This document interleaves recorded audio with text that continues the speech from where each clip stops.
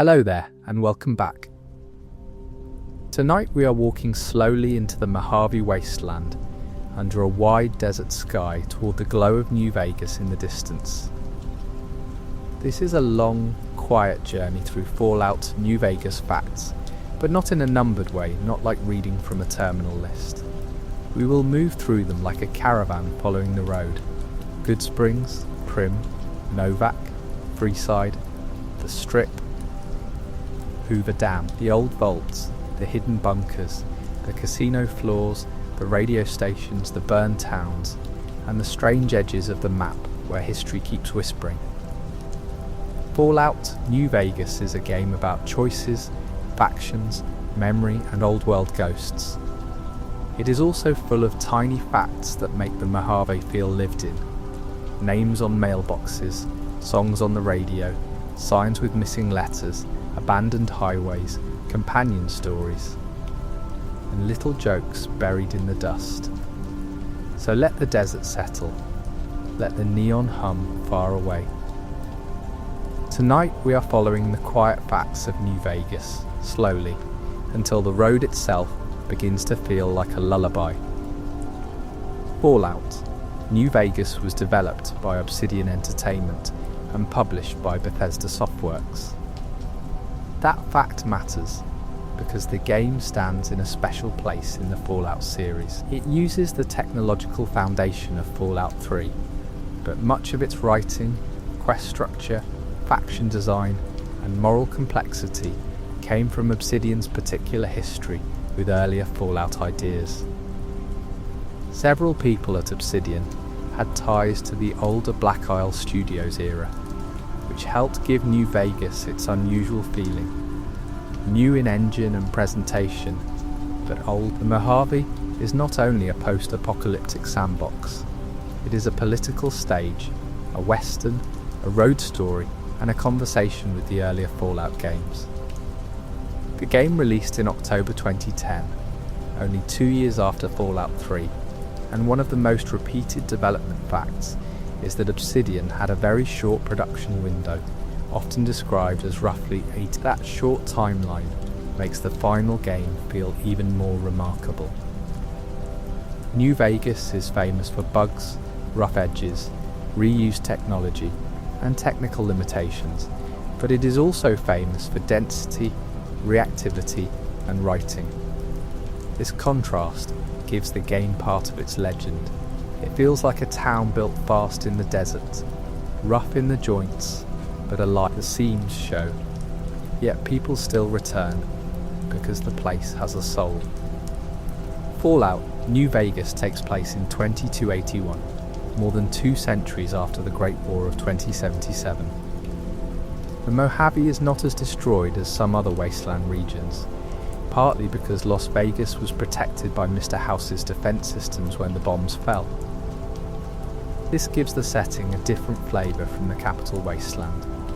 The Mojave is damaged, dry, violent, and full of ruins, but it is not simply dead. Towns trade, casinos operate, soldiers patrol, caravans travel, farmers struggle, and factions argue over the future. The question is not only how to survive the wasteland, it is who should control the next civilization built inside it. The opening of New Vegas is one of the most famous in role-playing games. The courier is shot in the head by Benny in the Good Springs Cemetery, buried in a shallow grave, dug out by a Securitron named Victor, and patched up by Doc Mitchell. This beginning is simple and unforgettable because it makes the main character both nobody and somebody at once. The courier is just a delivery worker, but the package they carried matters enough for powerful people to kill over it. A single job becomes the doorway into the fate of the Mojave. The package is the Platinum Chip, a small object with enormous political power. It is not a weapon in the ordinary sense, not a bomb or a rifle, but it can change the balance of New Vegas because of what it unlocks for Mr. House's Securitron network. This is one of the game's best facts, because it makes the central object feel a poker chip. something that belongs naturally in the language of casinos, becomes the key to armies, cities, and futures. New Vegas turns gambling imagery into politics. Everyone at the table wants the chip, but not everyone understands the game. Benny shoots the courier wearing his checkered suit, and that image became one of the game's defining symbols. Benny is not a raider in scrap armour or a soldier. He is a casino chairman, a slick operator, a man who wants to move from being another piece on the board to becoming the hand that moves pieces. His betrayal works because it is both personal and political. He wants the platinum chip so he can turn Mr. House's own plan against him. The first face of the story's conflict is not an empire or army. It is a smooth-talking gambler who thinks he can. Doc Mitchell is a quiet but essential figure because he restores the courier to the world. The character creation sequence happens in his house through medical examination, questions, tests, and the old Vito-matic figure tester. This is a clever way to make mechanical setup feel like story. The courier wakes confused, wounded, and newly defined. The doctor in a small desert town becomes the doorway between death and identity. Goodsprings may be small, but the entire Mojave future begins in that modest house with a man who gives back clothing, a pit boy, and a chance to walk out alive. Goodsprings itself is based on a real place in Nevada, and that grounding helps the Mojave feel physical. The game uses real-world geography loosely but meaningfully. Goodsprings, Primm, Nipton, Boulder City, Hoover Dam, Nellis, Searchlight, and Las Vegas all have real echoes. This gives New Vegas a strange feeling of haunted travel. The map is fictionalized, compressed, and altered by apocalypse, but it is tied to actual desert places.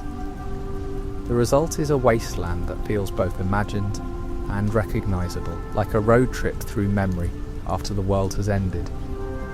Victor, the Securitron who digs up the courier, is one of the first hints that Mr. House has eyes beyond the strip. A cowboy-voiced robot appearing near a grave is already a strange image, but it becomes more important once the larger Securitron network is understood. Victor is helpful, but not simple. He belongs to House's world of machines, surveillance, and long-range planning.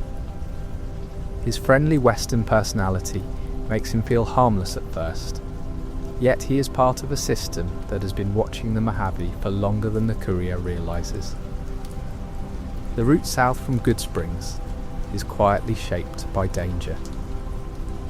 Deathclaws block the direct northern road toward New Vegas for low-level travelers, encouraging the longer path through Primm, Nipton, Novak, and Boulder City. This design fact matters because it turns the first act into a road story. The courier cannot simply sprint toward the neon. The desert pushes them around a long way, through towns and factions that teach the Mojave's condition before the strip appears.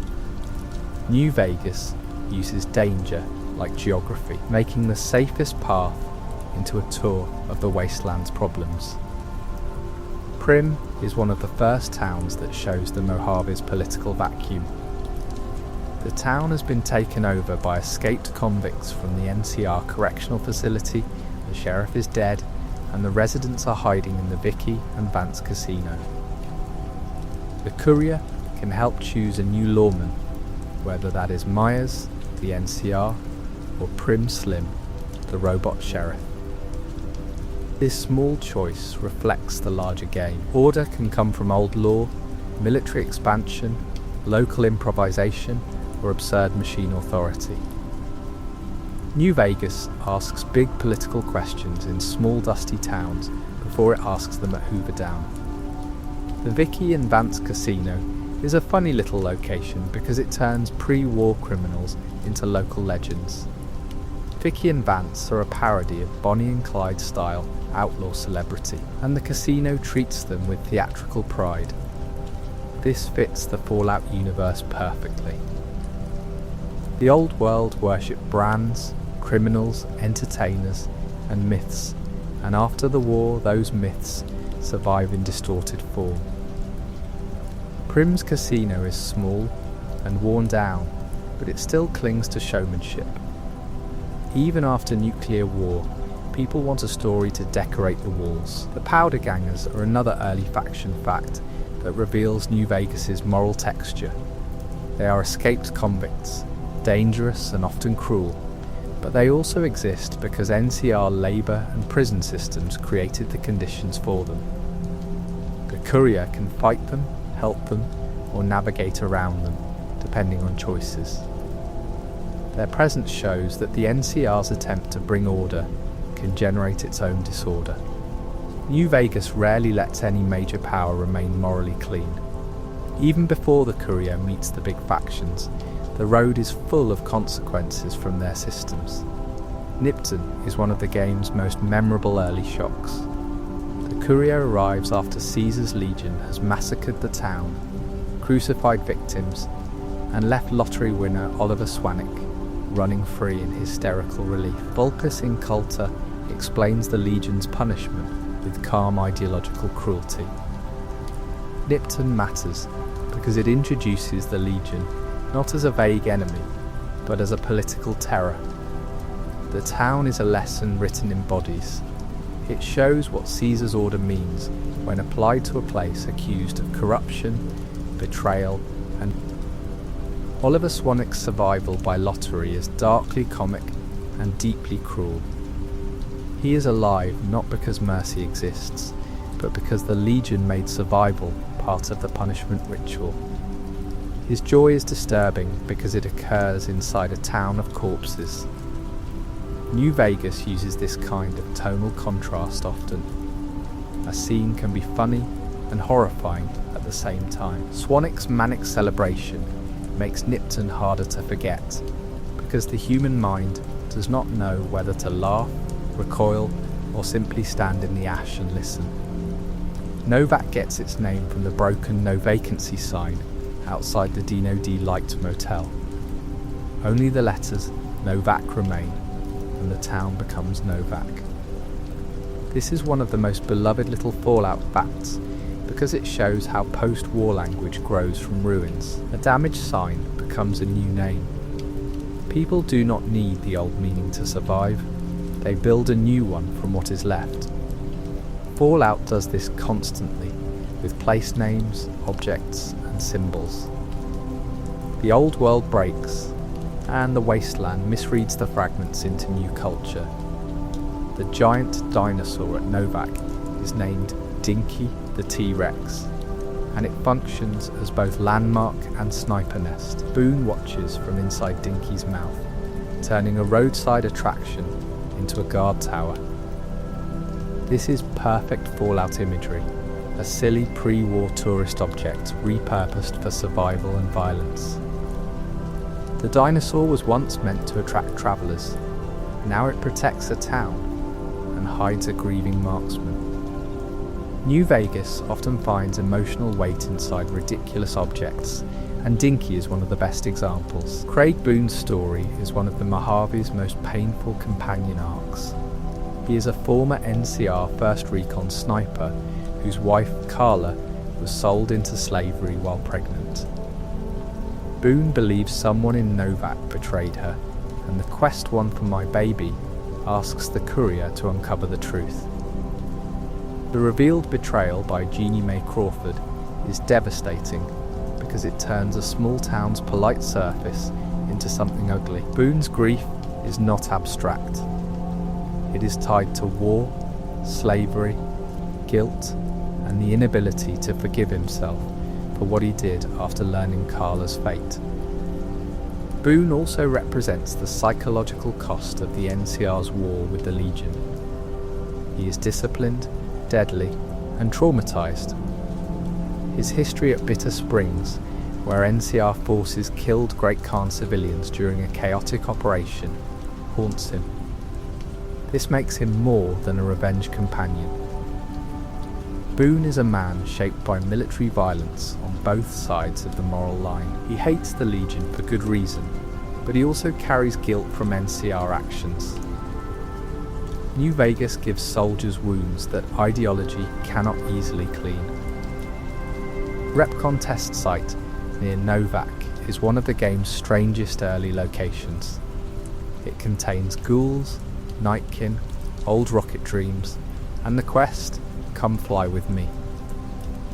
Jason Bright and his followers believe they are destined for a great journey, while the nightkin under Davison search for stealth boys. The whole place mixes tragedy, comedy, religion, science fiction, and decayed corporate ambition. Repcon was once part of the old world's space-age dream. After the apocalypse, that dream becomes a cult of glowing ghouls trying to launch themselves somewhere better. The Bright Brotherhood shows how Fallout turns pre-war technology into post-war faith. Rockets, radiation, corporate test sites, and ghoul bodies become the ingredients for a religious journey. Whether the ghouls truly reach what they hope for is left uncertain, but the emotional idea is clear. The wasteland is so harsh that people will build heaven out of whatever machinery remains. In New Vegas, belief is everywhere. Caesar believes in empire, House believes in calculation, NCR, the kings believe in imitation, and Jason Bright believes in the stars. Nightkin are super mutants, damaged by long-term stealth boy use, and their presence adds a sad layer to the Black Mountain and Repcon stories. Many suffer from schizophrenia, like symptoms, paranoia, and identity confusion. Davison's devotion to the Skull of Antler is funny on the surface, but it also hints at mental collapse. New Vegas often lets absurdity sit beside sympathy. A nightkin arguing with a Brahmin skull can be ridiculous, but the condition behind it is tragic. The wasteland's mutations are not only physical. Freeside is the rough neighbourhood outside the New Vegas Strip, and it may be the most human place in the base game. It is poor, crowded, dangerous, funny, charitable, and desperate. The kings run protection and local identity there. The followers of the apocalypse run the old Mormon fort, and the people live in the shadow of the Strip's neon wealth. Freeside matters because it shows the cost of New Vegas's glamour. The City of Lights depends on a surrounding world of hunger, addiction, and exclusion. The Kings are one of the game's most memorable minor factions because they imitate Elvis without fully knowing who Elvis was. They found an old school of impersonation and built a whole identity around the king. This is pure Fallout culture. People after the war discover fragments of the old world and misunderstand them beautifully. The king's hair, jackets, speech and mannerisms are based on a preserved performance, but to them it becomes a local code of style and honour. They are not simply a joke, they are a community built from a myth. The followers of the apocalypse offer one of the clearest alternatives to both NCR expansion and Legion brutality. They are doctors, teachers, researchers, and humanitarians trying to help people without controlling them. Their presence in Freeside is crucial because New Vegas would be too cynical without them. They are underfunded, stretched thin, and not always effective, but they rep. In a game full of armies and casino rulers, the followers remind the Mojave that knowledge can be used to heal rather than dominate. Arcade Gannon, a companion tied to the followers, carries one of the game's deepest links to Fallout history. He is connected to the Enclave through his father and the remnants of the old organisation. His personal quest for Old Lang Syne can gather Enclave remnants for the final battle. Arcade's story is about inheritance and shame. He did not choose the Enclave's crimes. but he lives with the shadow of that past. New Vegas often asks whether people can use an ugly inheritance for something better. The New Vegas Strip is divided into casinos controlled by the three families, the chairman at the tops, the Omertas at Gomorrah, and the White Glove Society at the Ultra Luxe. These families were once tribes reshaped by Mr. House into casino elites. This is a crucial fact because it reveals House's method. He does not restore the old world exactly. He selects, edits, costumes, and reorganizes local tribes into roles that fit his vision of Vegas. Civilization returns as performance, and House is the director. The chairmen are Benny's family, dressed in cool suits and old world style. Their casino, the Tops, is where the courier confronts Benny after tracking him across the Mojave. The Tops represents ambition. Benny wants to escape being House's pawn, but he plans to replace one ruler with himself. He is charming, dangerous, and ultimately smaller than he thinks. His betrayal sets the story in motion, but the Mojave quickly reveals that his scheme is only one layer of a much larger power struggle. Gomorrah, run by the Omertas, is one of the Strip's darkest. Its atmosphere is deliberately seedy, built around vice, secrecy, and hidden violence. The Omertas have plans that can threaten the Strip, and their story shows that House's control is not as clean as he wants it to seem. He dressed tribes in casino glamour, but the old brutality did not vanish. It adapted to velvet rooms and private meetings.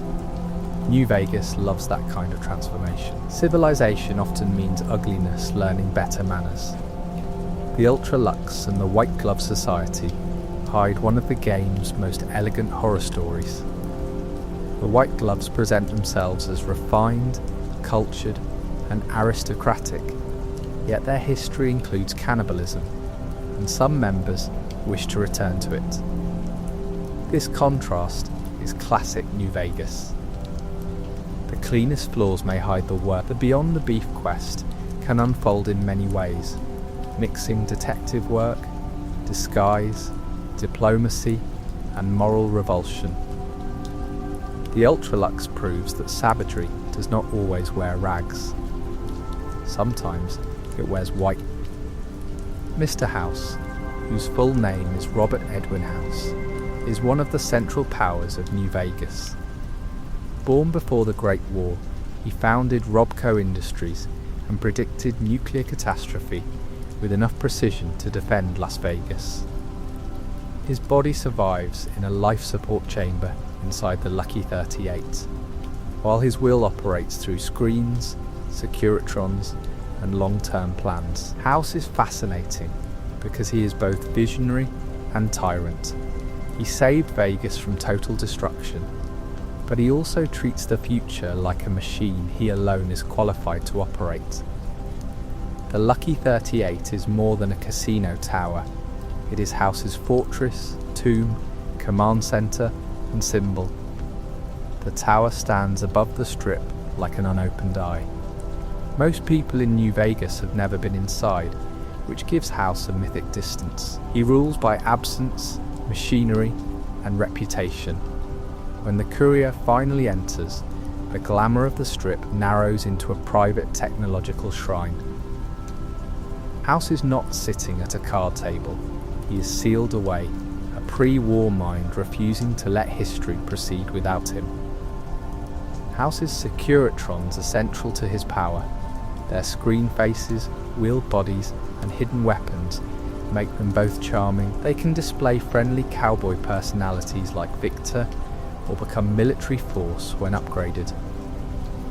The Securitron design fits House perfectly. It is old-world commercial technology repurposed into state power. A smiling robot can greet visitors, enforce order, or win a battle depending on software and command. In New Vegas, the future often depends on who controls the machine. The New California Republic, or NCR, is the largest democratic power in the Mojave conflict. It brings soldiers, laws, taxes, bureaucracy, flags, elections, and expansionist ambition.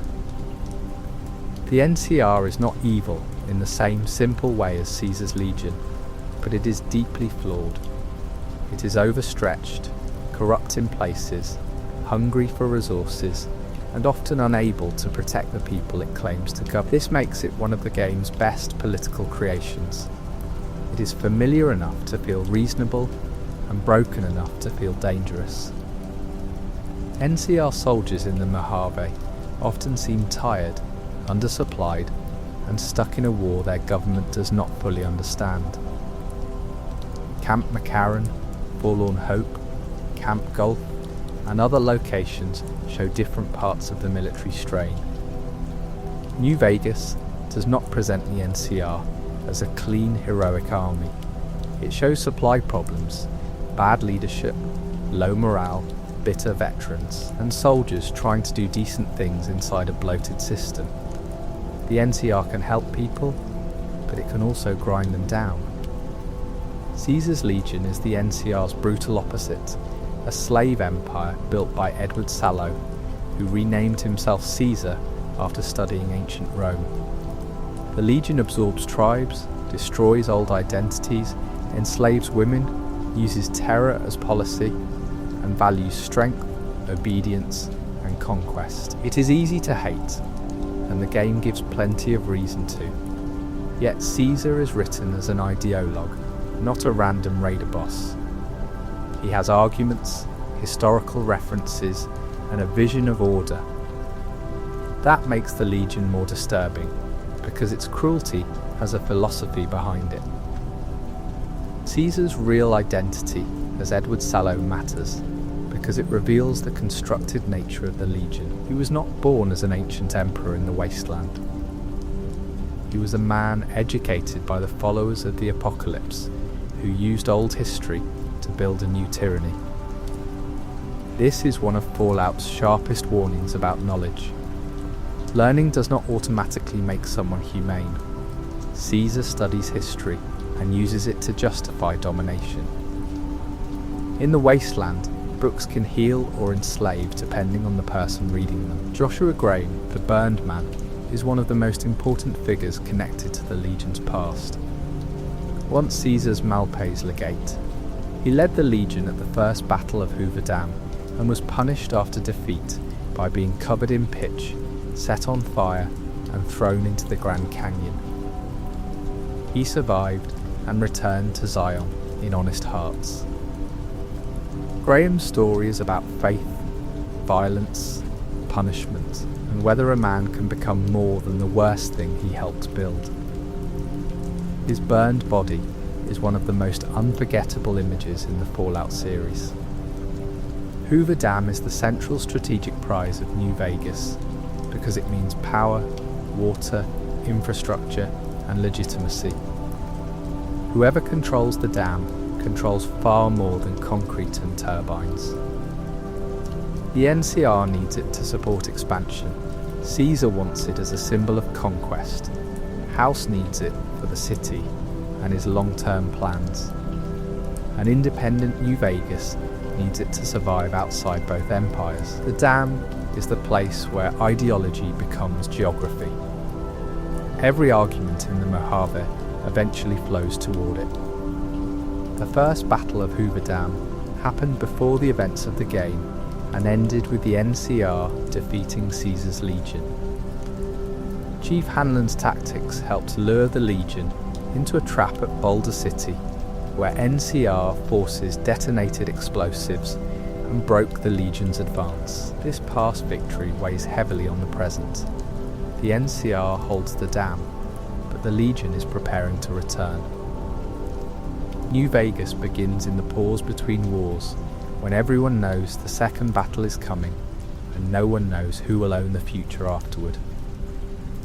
Chief Hanlon at Camp Gulf is one of the game's most interesting NCR characters, because he is a war hero who who begins falsifying reports out of despair. He believes the NCR is bleeding itself dry in the Mojave and that the war is not worth the cost. His deception is wrong, but his reasoning is not simple cowardice. Hanlon shows how even respected veterans can lose faith in the system they served. New Vegas is full of people who are not exactly right or wrong, only tired enough to do dangerous things. Camp Forlorn Hope is named almost too perfectly. It is an NCR position under heavy pressure, lacking supplies, morale, and medical resources. The name sounds like a joke until the place is visited. Soldiers are wounded, exhausted, and nearly forgotten. This location captures the cost of empire at ground level.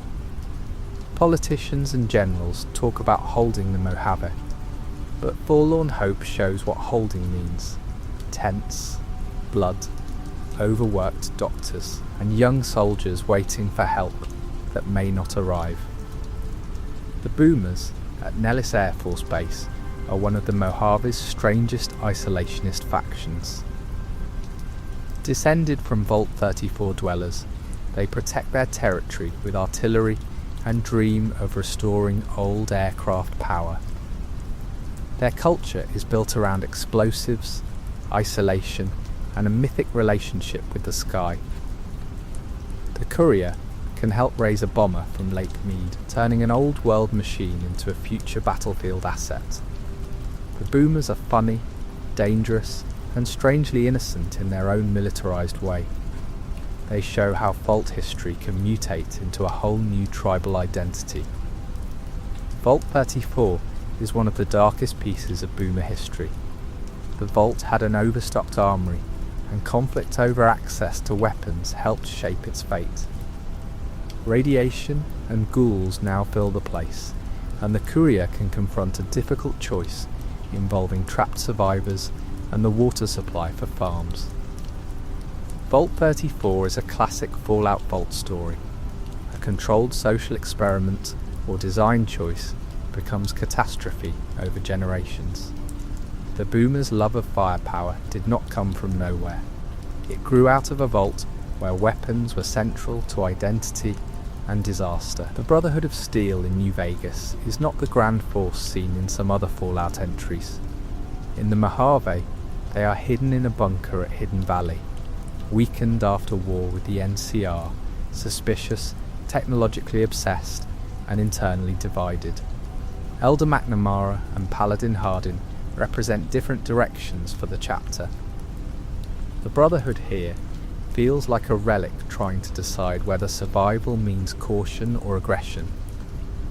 Their isolation makes them tragic. They possess power armor and energy weapons, but their worldview is shrinking.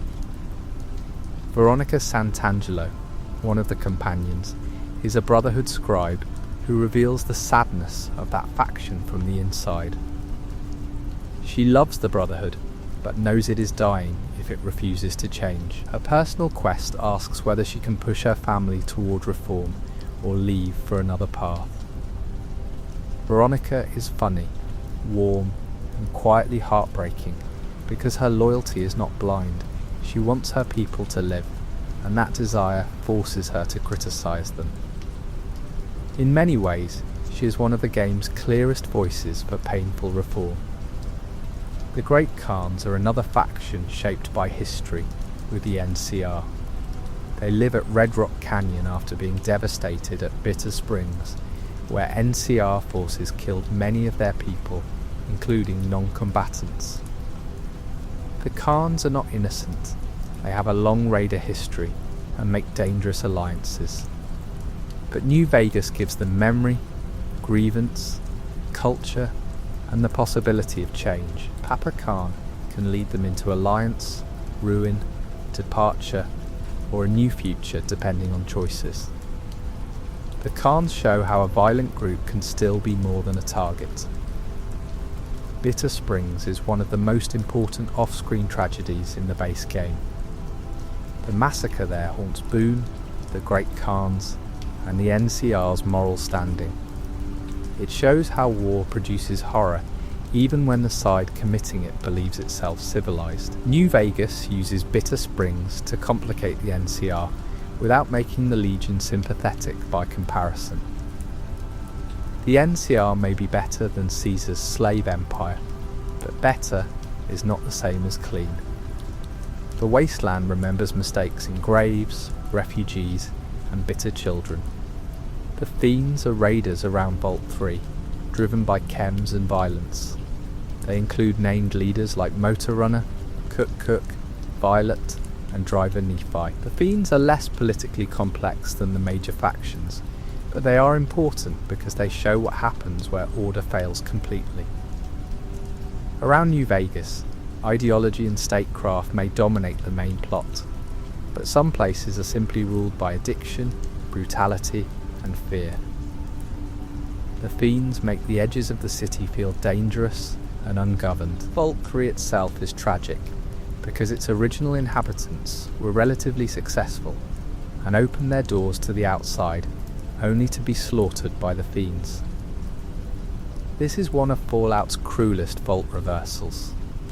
A vault that survived isolation was destroyed by trust.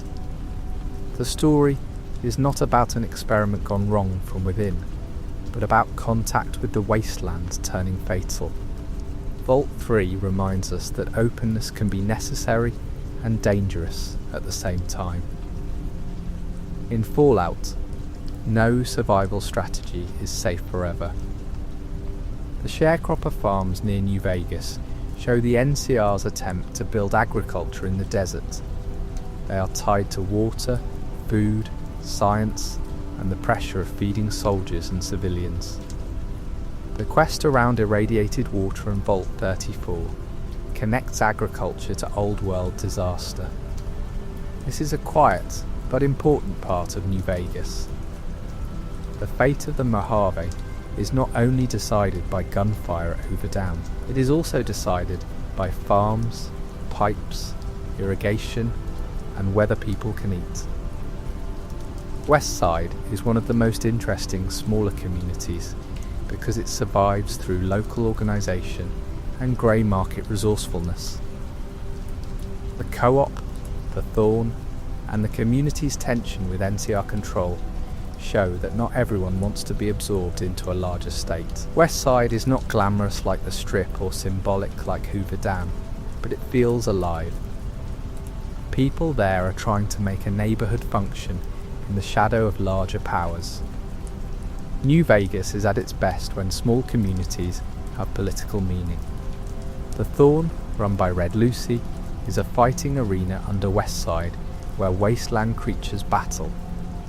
It is brutal, strange, and very Fallout. The Thorn reveals another kind of entertainment in the Mojave.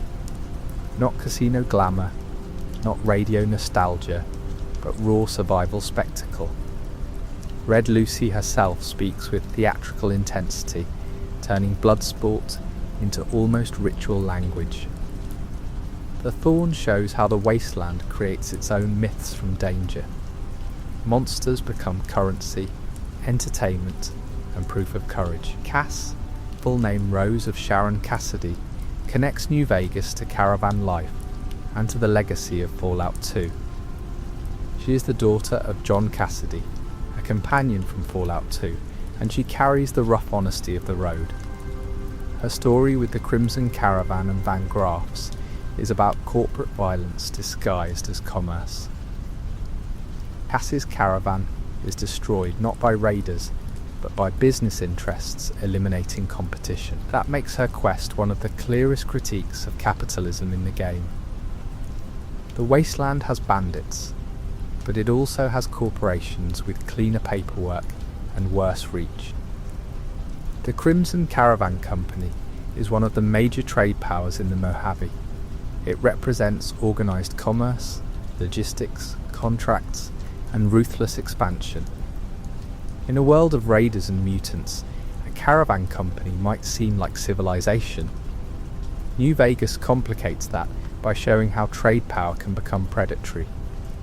The Crimson Caravan can supply, connect, and stabilize, but it can also crush rivals. The game understands that commerce is not automatically humane, just because it wears a ledger instead of armour. The Van Graffs, who run the Silver Rush in Freeside, represent another sharp edge of commerce. They deal in energy weapons and are tied to violent business practices. Their stylish shop, guarded entrance, and polished cruelty show how the Wasteland's market can become militarised. Cassie's quest can expose or avenge their actions, depending on choices. The Van Graffs are memorable because they are not chaotic raiders. They are elegant, armed and corporate in their own way. New Vegas often makes the polished villains more unsettling than the dirty ones. Raul Tejada, the ghoul mechanic companion, brings pre-war memory into the group. He lived before the bombs, survived as a ghoul, and carries stories of Mexico, loss, vengeance, and age. Raul's companion quest deals with whether he should accept old age and settle into repair work or reclaim the gunslinger identity of his past. This makes him a beautiful mirror to the game's larger themes. The Mojave itself is old and scarred, trying to decide what kind of future can be built from ancient pain. Lily Bowen, the Night King companion, is tragic and tender. She was once a grandmother in Vault 17 before being transformed into a super mutant and later becoming a Nightkin. Her mind is fractured and she holds on to recordings of her grandchildren. Lily is frightening in combat but deeply gentle in memory. Her story is one of Fallout's clearest examples of how mutation does not erase personhood. The body becomes enormous and blue, the mind becomes unstable, but the grandmother remains somewhere inside, listening to old voices. Rex, the Cyberdog companion, belongs to the king and suffers from a failing brain. His quest involves finding a replacement brain from several possible sources, each affecting his temperament. Rex is a small but perfect Fallout character, part dog, part machine, part tragedy, part comedy. He shows how even animal companions in the Wasteland carry history. A cyberdog with a brain problem becomes a quest about identity, loyalty, and repair. New Vegas can make even a dog into a philosophical question without losing the sweetness of having a dog nearby. Eddie, the iBot companion, connects the base game to the larger DLC arc through Lonesome Road. At first, Eddie is a damaged robot found in Prim, tied to Enclave technology and old messages. Over time, its recordings reveal history and emotional texture. Eddie is charming because it communicates through beeps and music rather than ordinary speech, yet still feels like a character. Fallout often gives personality to machines, but Eddie is especially beloved because it feels loyal, small and brave in a vast desert full of armies. The companion system in New Vegas is full of personal quests that reflect the game's main themes. Boone deals with guilt and war, Veronica with loyalty and reform, Cass with commerce and revenge, Arcade with inheritance, Raul with age and identity, Lily with memory and medication, Rex with replacement and loyalty, and Eddie with old world messages. These are not random side stories. Each companion embodies a different Mojave question. What do you do with the past? Who deserves loyalty? Can systems change? Can revenge heal? What is a person after the world rebuilds them? Wild Wasteland is one of the game's most famous traits. Taking it adds strange encounters, references, and absurd details, from aliens to odd skeletons and pop culture jokes. This trait matters because it formalises Fallout's tonal flexibility. New Vegas can be serious, political, tragic, and morally dense, but it also knows the Wasteland is ridiculous. Wild Wasteland lets the strange side step forward. It is as if the Mojave has a hidden radio frequency where the universe becomes a little more playful and uncanny.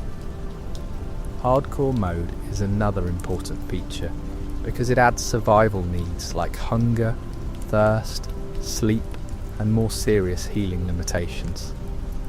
This changes the feeling of the Mojave.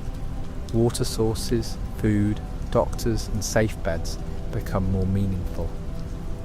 Even without focusing on difficulty, hardcore mode reinforces the setting. A desert should make thirst matter. A long road should make supplies matter. New Vegas's world becomes more physical when the body has needs beyond health points. Survival becomes slower, drier, and more intimate. Reputation is one of New Vegas's defining systems. Instead of only tracking morality through karma, the game tracks how different factions and towns feel about the courier. A person can be loved in Good Springs, hated by the Powder Gangers, accepted by the NCR, vilified by the Legion, or treated with complicated mixed reputation. This system supports the game's political identity. The Mojave is not one moral judge. It is a patchwork of communities that remember different things. One person's hero can be another person's enemy. The ending slides are crucial because they show consequences beyond the final battle. Towns, factions, companions and regions receive different futures depending on choices. This is one reason New Vegas remains so respected. It does not treat the final fight as the only important result. It asks what happens afterward. Does Prim prosper? Do the Khans leave? Does the Brotherhood survive? What becomes of Freeside, the followers, the casinos, the companions? The Mojave is not just a battlefield, it is a web of futures. Mr. House's ending offers order, technological ambition, and autocratic control. If House wins, New Vegas becomes his project, defended by Securitrons, and aimed toward a future he claims only he can deliver. His vision is impressive and cold. He may protect the city from NCR bureaucracy and Legion brutality, but he does not offer democracy. House's Vegas is stable because one immortal capitalist mind says it should be. The question is whether competence without consent is worth trusting. New Vegas never forces a simple answer. The NCR ending offers expansion of a flawed republic. It can bring roads, laws, trade and protection, but also taxes, corruption, overreach and bureaucracy. Supporting the NCR can feel like choosing the least bad large power, but the game keeps reminding us that large powers have appetites. The NCR wants Hoover Dam and the Mojave, not only for noble reasons, but for resources and national ambition. It may be better than the Legion, but New Vegas asks whether better is enough when better still crushes smaller communities. The Legion ending is the darkest major faction victory. Caesar's army can conquer the Mojave with brutal discipline, slavery, and patriarchal domination. The ending is not morally ambiguous in the same balanced way as NCR or House. It is deliberately harsh, yet its presence matters because it forces the other factions into sharper relief. The Legion is the nightmare of order without mercy. It shows what can happen when fear, conquest, and ideological certainty become the foundation of a state. The Yes Man ending is the independent New Vegas path. Yes Man, a reprogrammed Securitron created to assist Benny, can help the courier remove or bypass the major powers and secure independence for the Strip and Mojave. This ending is fascinating because it is freedom with uncertainty. The courier can reject House, NCR, and Caesar, but independence depends heavily on what kind of person the courier has been. The game does not fully define the future.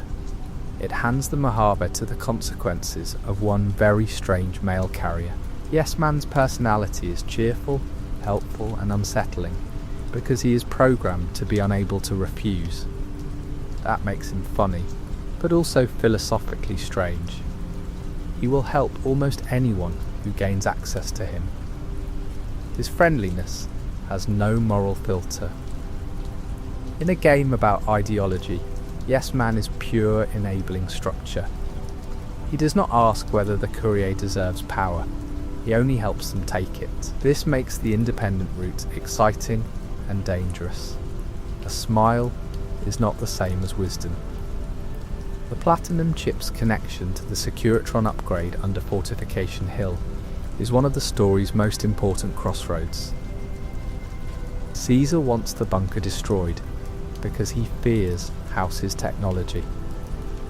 House wants it activated. The courier can choose what happens below the Legion's camp, often while Caesar misunderstands. This is classic New Vegas. The real future of the Mojave may be decided underground, in a machine chamber, while an army above believes it controls history through strength. The fort, Caesar's camp, is built from captured identity and ideological theatre. The Legion uses Latin titles, Roman imagery, crucifixions, slave labour, and militarised ritual to create the feeling of ancient inevitability, yet everything about it is constructed by Edward Sallow, a modern wasteland intellectual using old history as raw material. The fort is not ancient Rome reborn naturally. It is a brutal cosplay made real through conquest. New Vegas uses that fact to show how dangerous historical myths become when men with armies treat them as destiny. Caesar's brain tumour is a strange and important fact because it humanises and destabilises a figure who presents himself as myth. The son of Mars has a medical condition. The self-made emperor depends on flesh, surgery and luck. The courier can help treat him or let him die, and the Legion's future shifts depending on his survival. This undercuts Caesar's image. Ideology may sound immortal, but the man at the centre has a vulnerable body. Empires can hinge on tissue, blood, and one person's failing brain. Legate Lanius represents the Legion's violence without Caesar's intellectual framing. He is feared as the monster of the East, a brutal commander whose reputation is almost mythic. At the final battle, the courier can fight him, or, with enough skill, talk him down by arguing about logistics, overextension, and the limits of conquest. This is one of New Vegas's signature strengths. Even the final monster can be met with speech. The game respects words as weapons, sometimes stronger than guns. The ability to talk down Lanius matters, because it proves New Vegas is not only about combat victory. Speech, barter, science, medicine, reputation, and faction knowledge can reshape outcomes. The Mojave is a place where ideas have mechanical weight. A person who understands supply lines can defeat a warrior's confidence.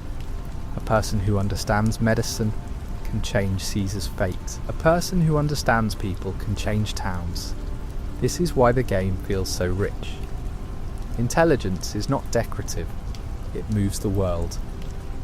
Helios 1 is a pre-war solar power plant occupied by the NCR and tied to the quest That Lucky Old Sun.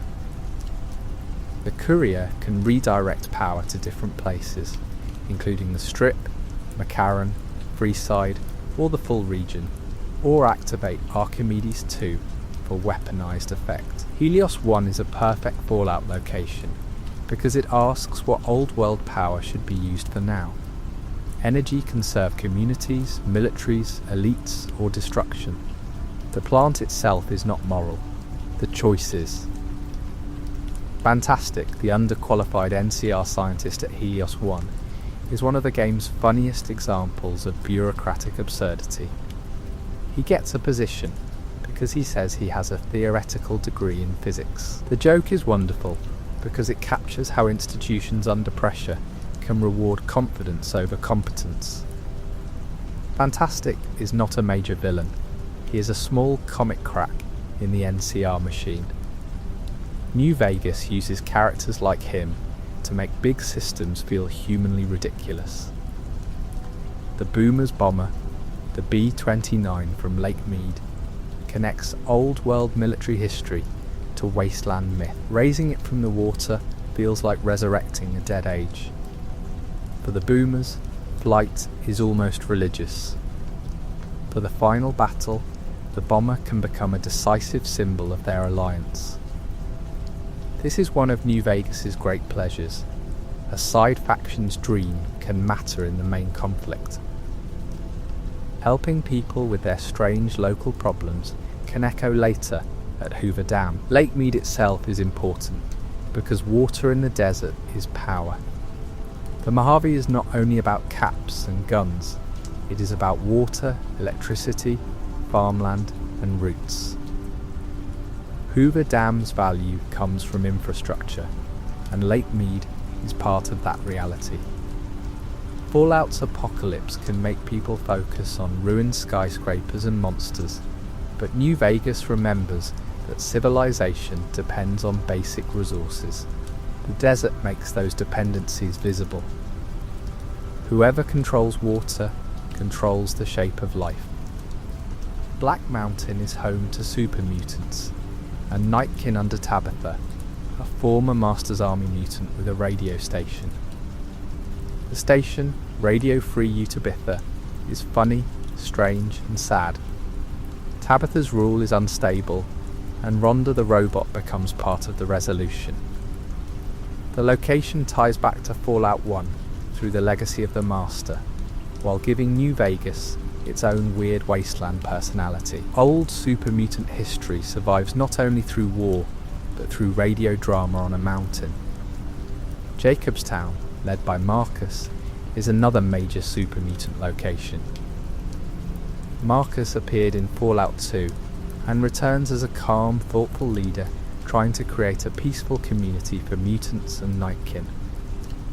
Jacobstown's medical research into Nightkin schizophrenia is one of the game's more compassionate threads. It treats mutants not as targets, but as people with social and medical problems.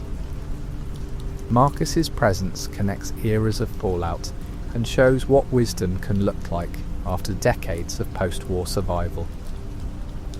The Night Stalkers of the Mojave are creatures created from coyote and rattlesnake Dina, one of the many strange results of old world science. They are dangerous, unsettling, and oddly plausible in Fallout's pulp science logic. Night Stalkers show how the Wasteland's monsters often have origins in experimentation rather than random magic. Somewhere before the war, someone thought combining predators was a good idea. After the war, the desert inherited the result. Cazadores are among the most feared creatures in New Vegas, and their origin is tied to Big MT. They are mutated tarantula hawk wasps, made far more dangerous by old world experimentation. Their speed, poison, and aggression turn them into a legend among fans. In the world itself, they represent the careless reach of science. Big MT's experiments did not remain in the lab. They escaped into the ecology. The Mojave's dangers are often the afterlife of research without responsibility. Deathclaws in New Vegas are terrifying because the map uses them as natural boundaries.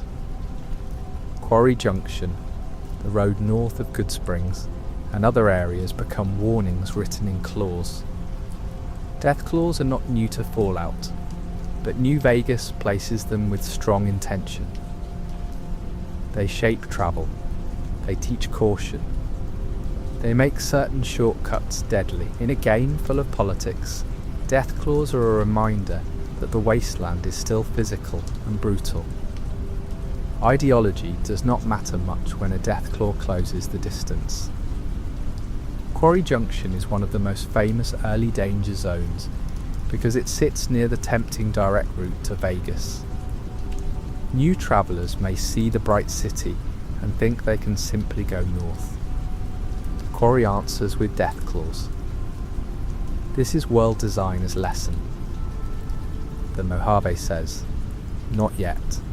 Take the road, learn the land, meet the towns, understand the factions." The most direct path to power is often blocked by something stronger than ambition.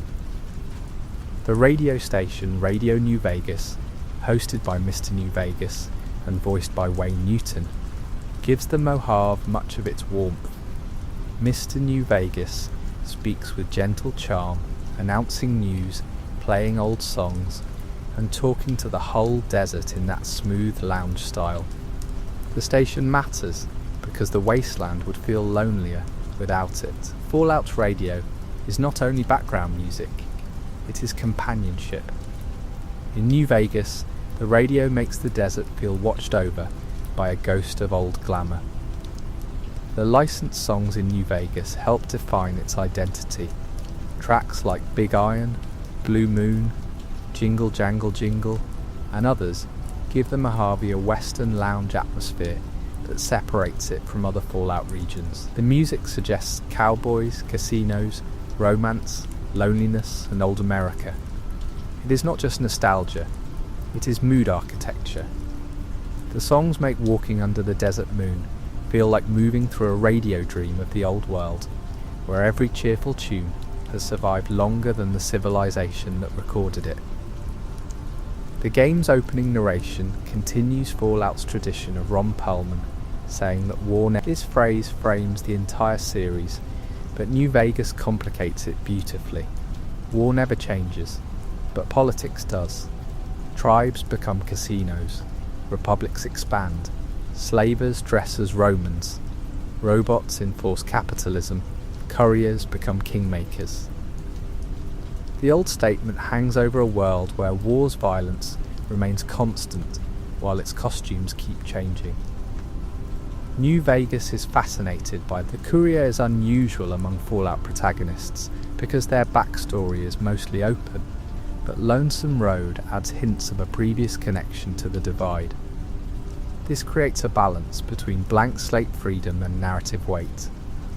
The courier can be many kinds of person, but they are not entirely weightless.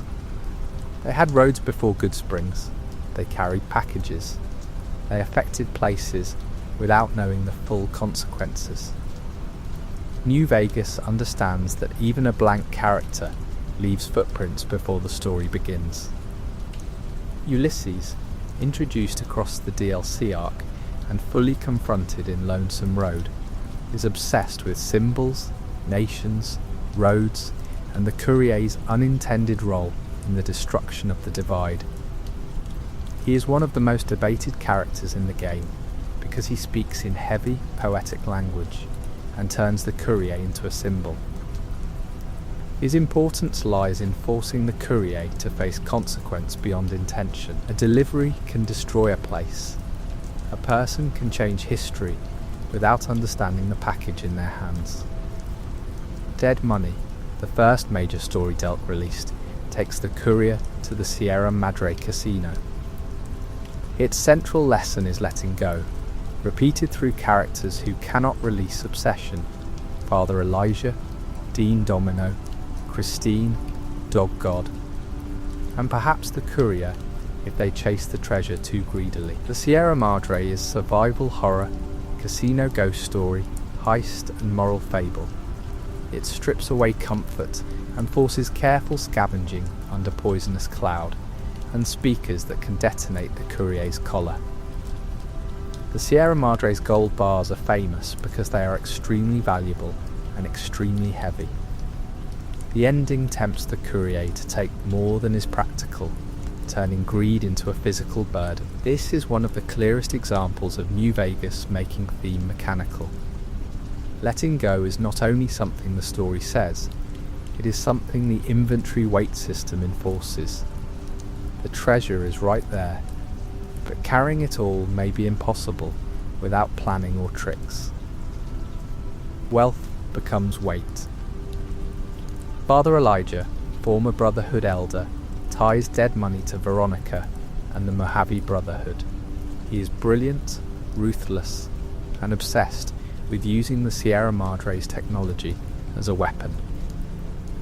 Elijah represents knowledge without humility, a recurring Fallout danger. He sees the old world's tools and wants control, not healing. His fate can become a perfect trap if the courier locks him inside the vault. A man who could not let go is sealed with the treasure he wanted. Christine Royce is one of Dead Money's most tragic characters. Her voice has been damaged, her identity has been violated, and she pursues Elijah with quiet determination. She is also connected to Veronica, adding emotional weight to the Brotherhood's wider story. Christine's silence makes her powerful. In a D full of speakers, radios, casino announcements, and Elijah's voice, Christine's damaged communication stands out. Dead Money is obsessed with voices, stolen, silenced, broadcast, and weaponized. Dean Domino is a pre-war singer and ghoul who survived into the post-war era, still scheming around the Sierra Madre. He represents old-world vanity that never died.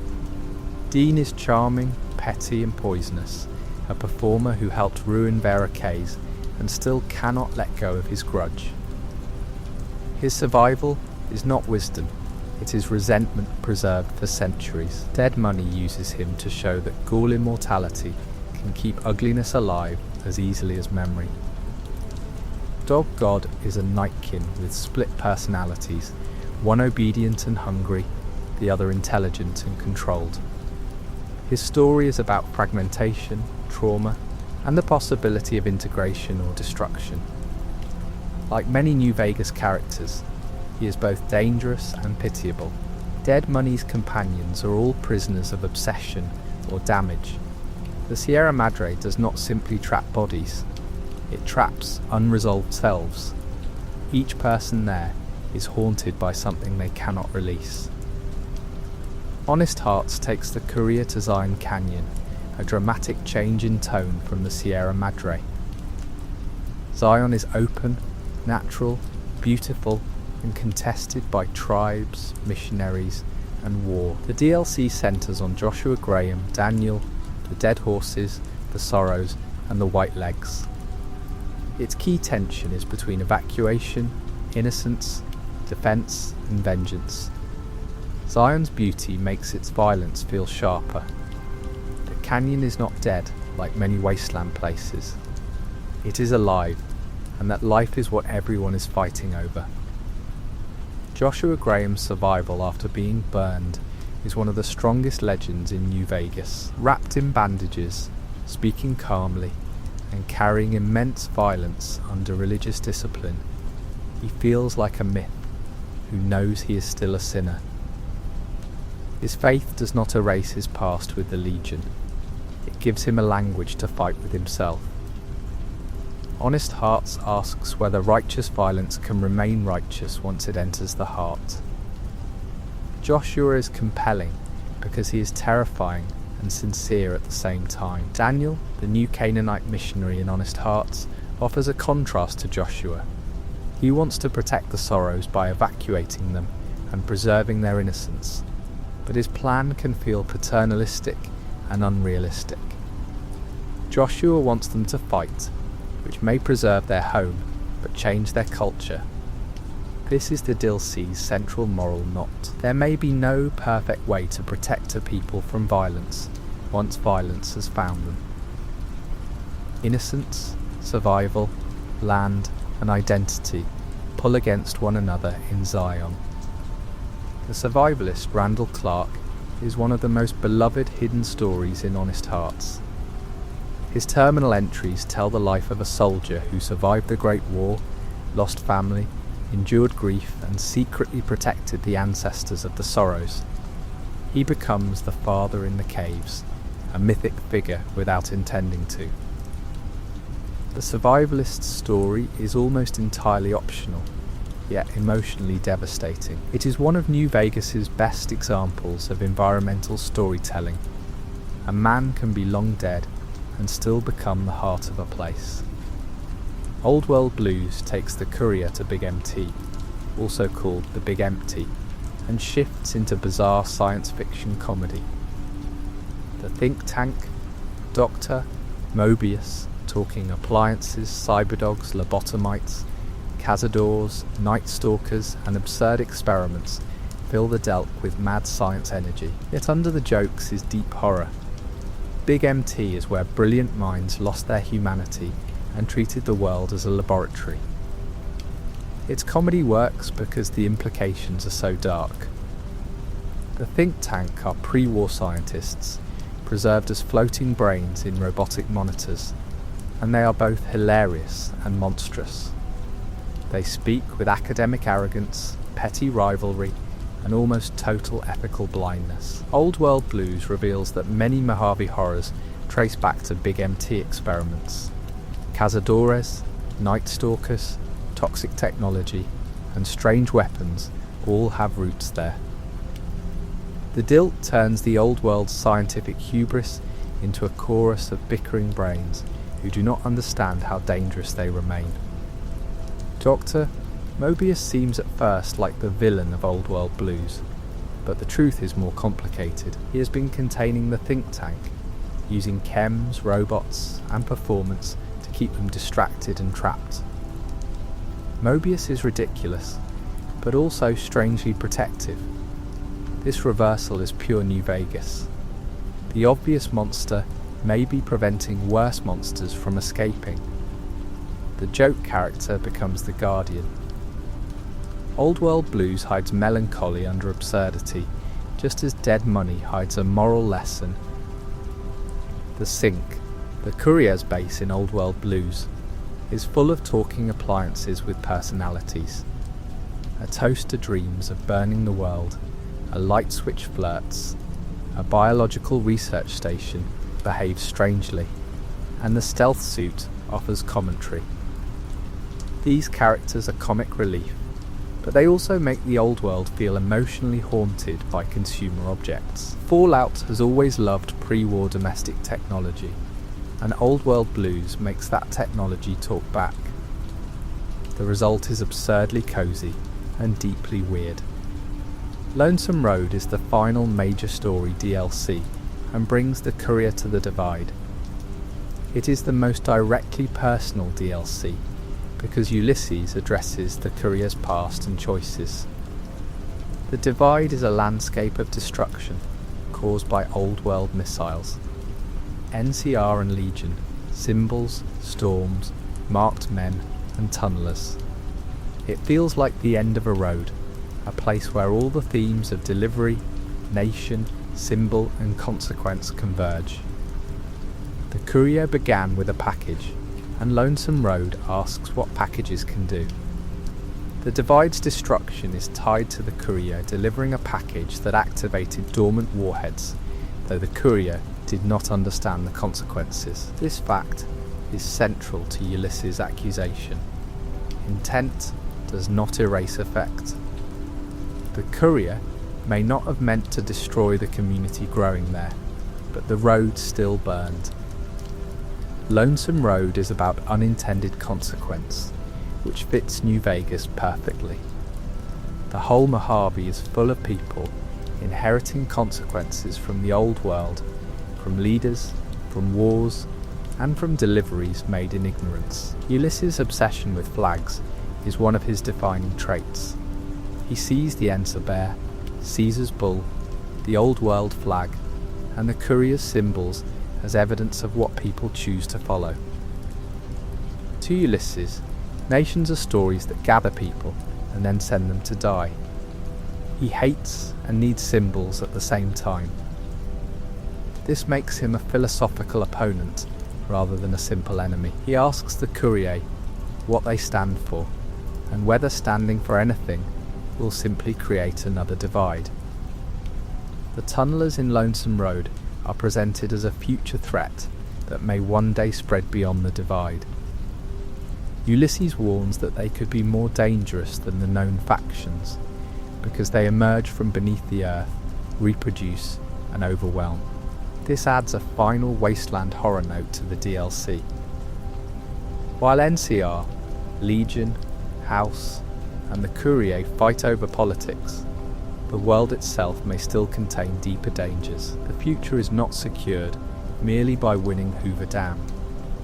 Gunrunner's Arsenal and Courier's Stash have smaller add-ons, but they shape the New Vegas experience by adding weapons, ammo types, challenges, and pre-order items. Gunrunner's Arsenal especially supports the game's love of weapon variety and build identity. New Vegas has a strong culture of guns, ammunition, modifications, and specialised equipment. The Mojave is a place where the right tool changes the feeling of a road. A cowboy repeater, anti-material rifle, plasma caster, or humble varmint rifle can define a whole journey. Weapon skills in New Vegas support different identities: guns, energy weapons, melee weapons, unarmed, explosives, non-combat skills like speech, barter, science, medicine, repair, survival, lockpick, and sneak matter just as much in many quests. This is one reason the game is beloved. A character can solve problems through conversation, technical expertise, medicine, stealth, bribery, violence, or faction reputation. The Mojave responds to different kinds of competence. The Courier is not only a shooter. The Courier is whatever collection of skills the road. The perk system adds even more personality. Perks like Confirmed Bachelor, Lady Killer, Terrifying Presence, Cowboy, Jury Rigging, Animal Friend, and many others can alter dialogue, combat, or exploration. The game often treats perks as identity rather than simple stat boosts. A perk can open a joke, a threat, a seduction, a repair solution, or a role-playing path. New Vegas understands that character building is not only math, it is flavour. The Courier's abilities become part of how the Mojave speaks back. Jury Rigging is one of the most famous perks because it allows broad repair combinations between similar items. In a wasteland of worn guns and armour, this feels incredibly appropriate. It turns scavenging into ingenuity. A broken thing can keep another broken thing alive. That is Fallout in a single mechanic. The world is ruins, but ruins can be. A clever person can repair a rifle with another rifle, armour with similar armour, and civilization with scraps of older civilization if the parts fit well enough. The New Vegas crafting system includes ammunition benches, campfires, reloading, food recipes, and survival items. It is not always the first thing people mention, but it adds texture. Casings, powder, gecko meat, barrel cactus fruit, purified water, and campfire recipes make the desert feel tactile. Hardcore mode strengthens that feeling. The Courier is not just collecting loot, they are turning the wasteland into supplies. In a dry land, even a bottle of clean water can feel like treasure. The Sunset Sarsaparilla Star Bottle caps are one of the game's best collectible stories. They appear at first as odd bottle cap variants, then lead into the legend of the star and a valuable lesson. Festus, the cowboy robot at the Sunset Sarsaparilla headquarters, explains the legend with cheerful corporate nonsense. The reward and twist are very Fallout, a treasure hunt built from marketing, myth, and disappointment. Star caps show how old advertising can become post-war folklore. Sunset Sarsaparilla itself is a regional rival to Nuka-Cola, giving the Mojave its own soft drink identity. The Blue Star, cowboy branding, and Western flavour fit the setting perfectly. Fallout often uses consumer brands as world building, and New Vegas gives the Mojave a local favourite. A soda company becomes part of the region's mythology, from vending machines to headquarters to collectible caps. Even after the world ends, people keep drinking the old brands because taste and advertising can outlive nations. The Sunset Sarsaparilla deputy badges and sheriff imagery connect to the game's Western mood. New Vegas is not only post-apocalyptic science fiction, it is also a Western about a courier, a revenge trail, a town with a robot sheriff, a sniper and a dinosaur, cattle barons, caravans, desert roads, and a final showdown at a dam. The Western genre is everywhere, but twisted through retro-futurism. Laser rifles and cowboy hats belong together here, and somehow the combination feels natural. The Ranger armor on the game's cover is one of the most iconic images in Fallout. The NCR veteran Ranger, with riot gear, gas mask, red lenses and long coat, looks like a post-apocalyptic desert legend. The armour is tied to the Desert Rangers and NCR Rangers, groups with their own history. It became a symbol of New Vegas, even though it is not the only possible identity in the game. The cover promises a lonely, armed figure under neon and dust, and the Mojave delivers that mood. NCR Rangers themselves represent the more elite, mythic side of the NCR military. They are skilled, feared, and tied to older desert traditions. The Ranger Unification Treaty brought Desert Rangers into the NCR, merging local wasteland expertise with Republic power. This history matters because the NCR is not a single simple culture. It absorbs, allies, and reorganises. Like House reshaping tribes into casino families, the NCR reshapes regional identities into state institutions. The Desert Rangers' connection to older Fallout lore and Western imagery deepens the setting. Rangers are not just soldiers, they are frontier lore figures, scouts, survivalists, and symbols of harsh justice. When the NCR absorbs them, the result is both powerful and bittersweet. Local independence becomes part of a larger bureaucracy. New Vegas loves this kind of trade-off. A group may gain resources and legitimacy while losing some of what made it distinct. Goodspring's conflict between the townsfolk and powder gangers is the first moral test. The courier can defend the town with sunny smiles and Trudy, side with Joe Cobb, or avoid deeper involvement. The stakes are small compared with Hoover Dam, but emotionally important. Before deciding the fate of nations, the courier decides what kind of neighbour to be. New Vegas begins politics at towns. A republic, empire, or independent city means little if a person cannot decide whether to help the place that saved their life. Sunny Smiles and her dog Cheyenne make Goodsprings feel welcoming. Sunny teaches basic survival, shooting and gathering, but she also gives the town warmth. Cheyenne's death is possible, which adds a small sadness to early danger.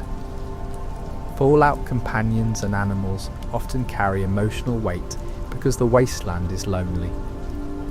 A dog beside a well, a woman teaching a stranger, a saloon owner trying to protect her town. These are the first signs that the Mojave is worth caring about. Trudy at the Prospector Saloon represents local leadership without formal authority. She runs the saloon, knows the town, and stands against Joe Cobb if convinced. Goodsprings does not need a president or general to have politics. It has people who decide whether to hide, fight, negotiate. New Vegas's genius is that these small decisions feel like miniature versions of the big ones. Every community asks the same question: who gets to decide how we live? Prim Slim as sheriff is one of the funniest governance options in the game. Installing a robot sheriff with old cowboy programming is absurd, but it may work well enough for Prim. This is Fallout's political comedy at its best. After the apocalypse, legitimacy can come from a badge, a military appointment, a reformed convict, or a robot with a Western routine. The Wasteland does not have the luxury of perfect institutions. Sometimes order arrives wearing a metal moustache. Myers, the former sheriff in NCR prison, offers another morally grey option for Prim. He has experience, but his law-keeping is rough and potentially violent. Choosing him suggests a preference for local harsh justice over bureaucratic order or robotic novelty. The fact that such a small town has multiple plausible futures is part of why New Vegas feels reactive. Even minor settlements are not decorative. They are little political experiments waiting for the courier's touch. Boulder City is where the aftermath of the First Battle of Hoover Dam still lingers. The ruins stand as a memorial to the NCR trap that helped defeat the Legion. The Great Khan's quest there brings past and present together as NCR soldiers and Khans face off over hostages. Boulder City shows how old victories leave rubble behind. History is not abstract in the Mojave. It is broken concrete, memorials, grudges, and people still negotiating under the shadow of explosions. The 188 Trading Post is a small crossroads with major character importance because it is where Veronica can be recruited. It also represents the road network of the Mojave, traders, guards, travellers, and soldiers moving through dusty intersections. Not every important place needs a huge questline. Sometimes a location matters, because it feels like a pause between larger powers. The 188 is a place to trade, listen, meet someone, and continue. The Mojave is built from these pauses as much as its battles. The old Mormon fort in Freeside is one of the most hopeful places in the game despite its poverty. The followers treat addiction, illness, and injury there, working with too few supplies and too many. Julie Farkas and the followers show a form of power based on service rather than command. Their limitations make them believable. They cannot save everyone. They need medicine, support, and political space. But their presence matters because they keep proving the Wasteland has room for compassion. The Atomic Wrangler in Freeside, run by the Garrett twins, offers a rougher kind of look. It is not as glamorous as the strip casinos, but it serves the people who cannot pass the gates. Freeside's businesses show a city stratified by wealth and access. The strip has velvet ropes and Securitrons. Freeside has cracked streets, bodyguards, and improvised entertainment. New Vegas's urban design makes inequality visible simply by placing a gate between. The strip gate itself is a powerful object. It requires caps, a passport, or another workaround to enter, making wealth or permission the key to glamour. This gate tells the whole story of New Vegas before any casino dialogue. The lights are visible to everyone, but not everyone may enter. The strip sells itself as paradise, but paradise has a credit check. Mr. House's order begins with exclusion. Mick and Ralph's in Freeside is a perfect wasteland shop because it sells ordinary goods, weapons, and fake passports. It exists in the grey zone between necessity and illegality. Ralph can help people enter the strip through forged papers, which makes him part of the unofficial machinery of New Vegas. This is how cities work in the game. Official systems create barriers, and local people create side doors. The Mojave survives through side doors. The quest GI Blues with the Kings and NCR squatters reveals Freeside's tension with the Republic. The NCR wants to help its citizens, the Kings want to protect local identity, and poor people are caught between pride and need. The conflict can be resolved peacefully, but it requires understanding both sides. This quest is one of the best small political stories. No one needs to conquer a dam for politics to matter. Sometimes politics is who gets food in a ruined neighbourhood. The Emertus's plot in How Little We Know can involve weapons, chlorine, alliances and betrayal inside Gomorrah. The details can branch, but the main fact is that the strip's families are not stable decorations. They have agendas that can alter the final balance. House remade tribes into casino families, but he did not erase ambition. The ometers remind us that authoritarian order often hides conspiracies rather than eliminating them. Everyone smiles under the neon until the back rooms open. The white gloves connection to cannibalism is especially disturbing because it asks whether civilization is owned. They speak politely, dress beautifully, and inhabit the cleanest casino, yet some members long for the old appetite. This is one of New Vegas's sharpest social jokes. Manners can cover monstrous desires. The ultra luxe is not the opposite of savagery, it is savagery with a dress code, depending on how the quest unfolds. The tops, by contrast, is all mid-century cool, performance and betrayal. Benny's chairman in body style has ambition. Swank, Benny's right-hand man, can be convinced of Benny's betrayal and help the courier. This detail is important because even inside a faction built on loyalty to a smooth boss, truth can matter. Benny may be charming, but his own people are not blind if shown evidence. New Vegas often rewards investigation over immediate violence. The Top's presidential suite and Benny confrontation can play out in many ways: revenge, seduction, negotiation, escape, or delayed justice at the fort. This flexibility is one reason the game feels personal. Benny is the man who shot the Curio, but the Curio can decide what that means. Kill him immediately. Let him go for a while, humiliate him, or speak with him. The revenge plot does not dictate a single emotional response. It opens into roleplay. The phrase "truth is, the game was rigged from the start" became iconic because Benny says it before shooting the Curio. It works as a noir line, a gambling line, and a political line. The Mojave is full of rigged games, House's secret plans, NCR bureaucracy, Legion ideology, casino families, old world experiments, and even Vault. The Courier survives the rig game and spends the rest of the story deciding whether to unrig it, re-rig it, or take the table. Vault 11 is one of the darkest vault stories in New Vegas. Its inhabitants were told they had to sacrifice one person each year or everyone would die. This produced elections, propaganda, fear, and moral. The final reveal is cruel. The vault was testing whether people would refuse, and when the survivors finally did, the system congratulated them.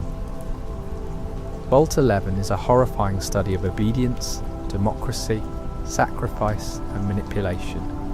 It is one of the game's strongest standalone stories. Vault 22 tells a different kind of horror story through plants, spores, and scientific disaster. The vault is overgrown with vegetation and inhabited by spore carriers. The research that once promised agricultural progress became infection and transformation. Vault 22 is beautiful and unsettling because green life fills the ruin, but the life is wrong. Fallout often makes old world optimism dangerous. In Vault 22, the dream of feeding humanity becomes a fungal nightmare. Vault 19, connected to powder gangers, was divided into red and blue sectors, fostering paranoia and separation. Like many Vault experiments, it reveals how environment can shape social breakdown. The colours seem simple, almost childish, but the psychological effect becomes deadly. Vault-Tech's cruelty often lies in taking ordinary social pressures and locking people inside them. Vault 19 shows how division can be engineered until people make enemies out of neighbours. Vault 21, beneath the strip, is one of the most unusual vaults because its society resolved disputes through gambling. Mr. House later filled most of it with concrete and turned part of it into a hotel and gift shop. This is a perfect New Vegas fact. A vault built around games of chance becomes part of House's Vegas, then is literally buried under his vision. Sarah Weintraub keeps the remaining hotel alive, cheerful and strange, while the rest of the vault is lost beneath Vault 21 also reflects House's attitude toward the past. He preserves what serves his city and buries what does not. The vault's gambling culture fits Vegas, but its independence does not. Filling it with concrete is a quiet act of domination. House does not destroy everything old. He edits the old world into the version he wants. The same man who saved Vegas from nuclear fire can erase a community under the strip when it becomes inconvenient. Nellis Air Force Base and the Boomers Museum murals show how communities write their own history. The Boomers teach children a story about leaving the vault, fighting outsiders, and building a destiny around the sky. These murals may be simplified, biased, but they matter because every faction in New Vegas tells a story about itself.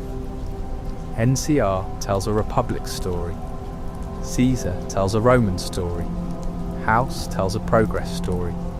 The Boomers tell a firepower and flight story. Identity survives through narrative. The Great Khans also tell stories about themselves, often emphasizing strength, survival, and resentment toward the NCR. Their future can vary dramatically. They can die at Hoover Dam, serve the Legion, leave the Mojave, or build something new elsewhere. This wide range of outcomes is one reason New Vegas feels generous to side factions. The Khans are not locked into one fate. The Courier can help them imagine an identity beyond being Caesar's pawns or NCR. The Brotherhood's possible alliance with the NCR is one of the more surprising outcomes because the two groups have been bitter enemies. Achieving peace requires navigating Brotherhood leadership and NCR needs. This possibility matters because New Vegas allows old enemies to avoid simple extermination if conditions are right. The Wasteland is violent, but not every conflict has to end. Sometimes diplomacy can carve a narrow path through history. The Fiends, by contrast, usually offer little room for diplomacy, which is itself a design choice. Not every group in the Mojave is equally redeemable or politically complex. Some are there to show the cost of total social breakdown. New Vegas's moral richness does not mean every enemy needs a philosophical. The game gives complexity where it serves the world, and blunt danger where the wasteland needs teeth. The Courier's brain, heart and spine being removed in Old World Blues is one of the funniest and strangest facts in the game. The Courier continues functioning through technological absurdity, while their organs become characters or objects of debate.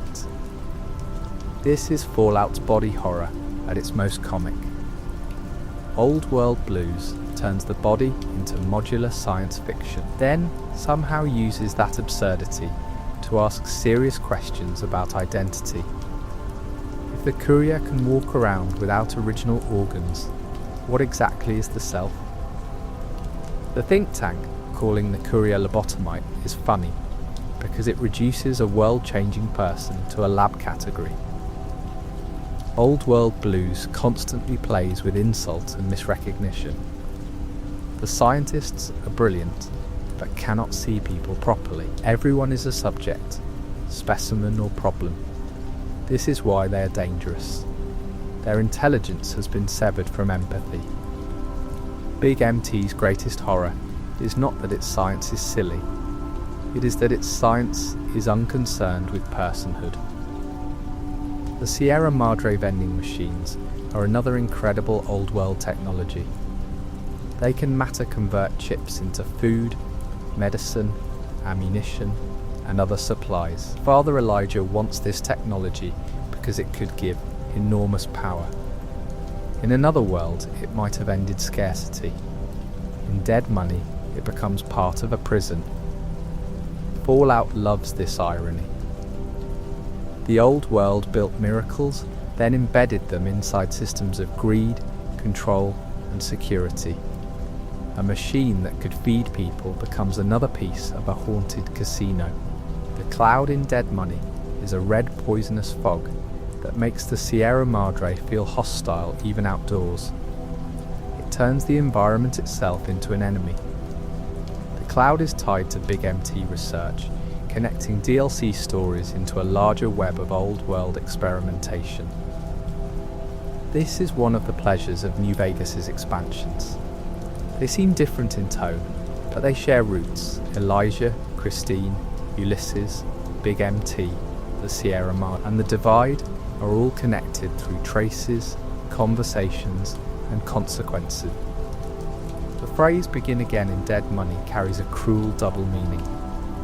The Sierra Madre promises a new beginning, but most people who come there are trapped by old obsessions. Elijah wants power, Dean wants revenge, Dog God struggles with division, Christine wants justice, and the Courier may want treasure. The casino advertises renewal while feeding on inability to let go.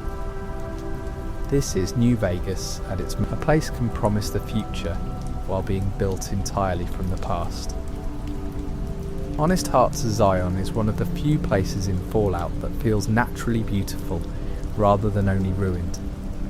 Its rivers, cliffs, plants and sky create a contrast with the Mojave's dry roads and the Sierra Madre's poison. This beauty matters because it raises the stakes. The question is not only who owns a military target or casino, it is whether a living place can remain unspoiled by the warlike logic surrounding it. Zion's water and green life make it feel almost sacred. Joshua Graham's famous calm is frightening because it is wrapped around enormous violence. He does not rant like many warlords. He speaks with controlled conviction, quotes scripture, cleans his guns, and this makes him more compelling than a simple berserker. He has not escaped violence, he has disciplined it through faith. Honest Hearts asks whether that discipline is redemption or only a cleaner form of wrath. The answer depends partly on what choices are made in Zion. Daniel's desire to preserve the sorrow's innocence can be compassionate and condescending at once. He sees what war will do to them and wants to protect them from becoming hardened. Yet protecting people by removing them from their homeland may destroy something too. Honest Hearts is strongest when it refuses a perfect option. Stay and fight, and innocence changes. Leave, and homeland is lost. The Mojave's political ambiguity becomes spiritual and cultural ambiguity. Ulysses appears indirectly across the DLCs before Lonesome Road, mentioned by other characters and tied to the larger backstory. This slow build makes him feel like a shadow on the road. He is not simply dropped into the final DLC, his name and influence travel ahead of him. New Vegas uses this technique well. A person can be absent and still shape events through abandoned jobs, and people who remember him. By the time the Courier meets Ulysses, he already feels like part of the road. Christine, Elijah, and Ulysses all connect through the wider DLC web, making the expansions feel like parts of one hidden story about obsession and consequence. Dead Money is about letting go. Honest Hearts is about faith and cultural survival. Old World Blues is about memory, science and responsibility. Lonesome Road is about symbols and consequences. Together, they form a second spine beneath the main game. The Courier's Mojave story is political, while the Dilk story is almost spiritual.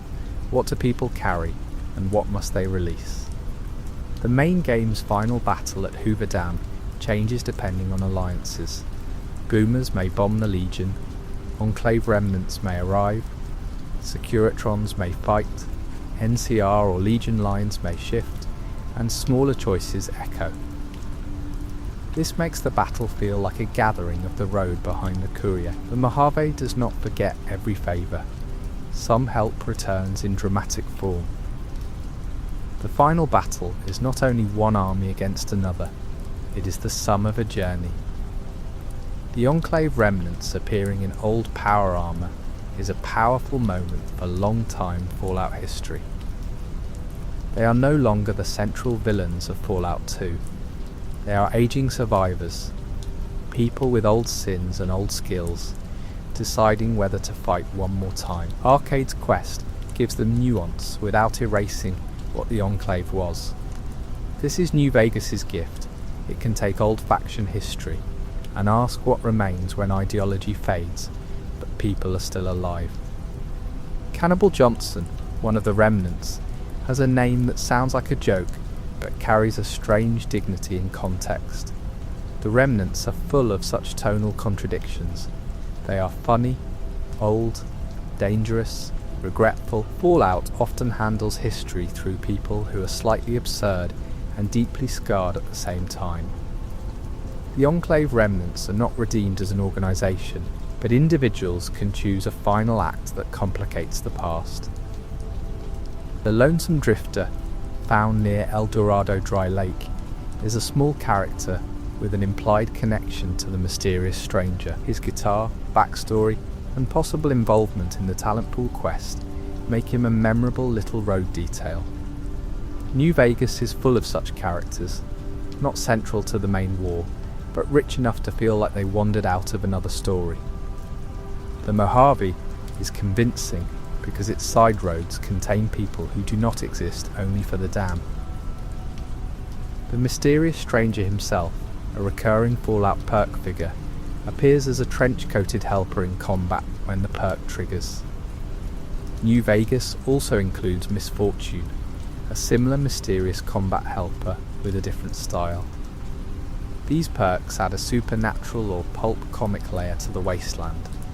They may never be fully explained, and that is part of their charm. Fallout's world can hold hard politics, survival mechanics, and inexplicable noir apparitions at the same time. No Bark Noonan in Novak is one of the game's funniest truth-tellers. He speaks in conspiracy and nonsense, but some of his statements point closer to reality than polite people expect. Fallout often uses eccentric characters this way. The person everyone dismisses may see something important, even if they wrap it in absurd language. No Bark fits New Vegas perfectly, because the Mojave itself is full of conspiracies. Sometimes paranoia is wrong, and sometimes the robot cowboy really is watching. Fantastic's theoretical degree and No Bark's cracked wisdom are two sides of New Vegas humour. One man sounds official and knows almost nothing. The other sounds ridiculous and may notice truths. This is a key Fallout joke. Authority and sanity are not always aligned with insight. The Wasteland scrambles credentials. A fool may wear a lab coat, and a prophet may live in a motel town muttering about chupacabras. The game includes many skill checks that let unusual character builds shine. A high medicine skill can help patients, diagnose Caesar, or solve problems gently. High repair can restore machines. High science can hack systems and understand technology. High speech can avoid violence. High barter can change deals. These checks make the Mojave feel responsive. Facts are not only hidden in terminals, they are hidden in what different kinds of people can notice. A Dr. Courier sees a different Mojave from a gunslinger courier. The low intelligence dialogue is a famous example of New Vegas reactivity. A very low intelligence courier receives special dialogue options and responses, sometimes hilarious, sometimes surprisingly effective. This feature connects to older Fallout traditions and shows the game's commitment to role-playing. The world changes tone depending on who walks through it. New Vegas does not assume every courier is a smooth genius. The Mojave can be saved, doomed, or confused by many kinds of people. The confirmed bachelor and lady killer perks are also memorable because they affect dialogue in gendered and flirtatious ways, sometimes opening unique solutions. New Vegas uses sexuality, charm, intimidation, and social identity as role-playing tools. The game can be crude, funny, and clever with these options, but the larger point is that character identity matters outside combat. A conversation can be a battlefield, a romance, a joke, or a key to a locked political door. The stripped snow globes are quiet collectibles tied to Mr. House and Jane, the Securitron with a Marilyn Monroe-inspired persona. Snow globes preserve miniature old-world locations inside glass, which suits House's personality. He is a collector of controlled worlds. A snow globe is a perfect symbol for New Vegas, a tiny preserved fantasy, beautiful, sealed, and shaken by outside hands. House rewards them because they fit his nostalgia for a world he wants to curate. Jane herself shows how House surrounds himself with stylized personalities, even through robots. The Securitrons can display faces, voices, and roles, turning machines into performers. House's Vegas is not merely functional, it is theatrical. He preserves the idea of Vegas through curated images, cowboys, starlets, chairmen, casino families, and robots with charm. Underneath is hard power, but the surface always smiles. The Lucky 38 Cocktail Lounge and Presidential Suite offer a rare feeling of quiet above the Mojave. Looking out from the tower, the courier can see the wasteland from a height most people never reach. That vertical distance matters. House lives above the world he manipulates, while Freeside struggles below the gates. The tower's luxury is isolating. New Vegas often uses architecture to express politics. Height, gates, bunkers, vaults and casinos all tell us who gets to look down and who has to wait outside. The NCR embassy on the Strip is a small but important sign of diplomacy. Even inside House's city, the Republic has a formal presence, seeking influence through official channels. The embassy contrasts with the Legion's more brutal methods and Benny's covert plotting. It also shows that Vegas is not fully outside politics. House may claim independence, but the city is surrounded by powers that cannot ignore it. Diplomacy is another kind of siege. The monorail connecting Camp McCarran to the Strip is one of the NCR's most valuable logistical links, and it can be sabotaged by the Legion. This detail matters because infrastructure is war. A train line can be as strategically important as a weapon. The Legion understands that destroying a route can weaken NCR control. New Vegas repeatedly shows that power is not only who has the biggest army, it is who controls roads, rails, dams, farms, and information. Camp McCarran, built in the remains of a real-world airport, is one of the NCR's major bases. It contains military offices, interrogation rooms, monorail access, first recon, supply issues, and multiple quests. The airport setting is fitting because it was once a hub of travel, and now becomes a hub of occupation. Pre-war mobility turns into post-war military administration. Fallout loves these transformations. A place built for passengers becomes a place for soldiers. Vault 22's research data can be recovered and given to different parties, raising questions about whether dangerous knowledge should be preserved. This dilemma appears throughout. Old science can help rebuild the world, but it can also repeat old disasters.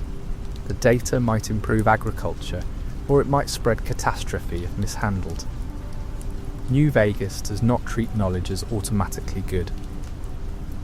Knowledge needs judgment, and judgment is often in short supply.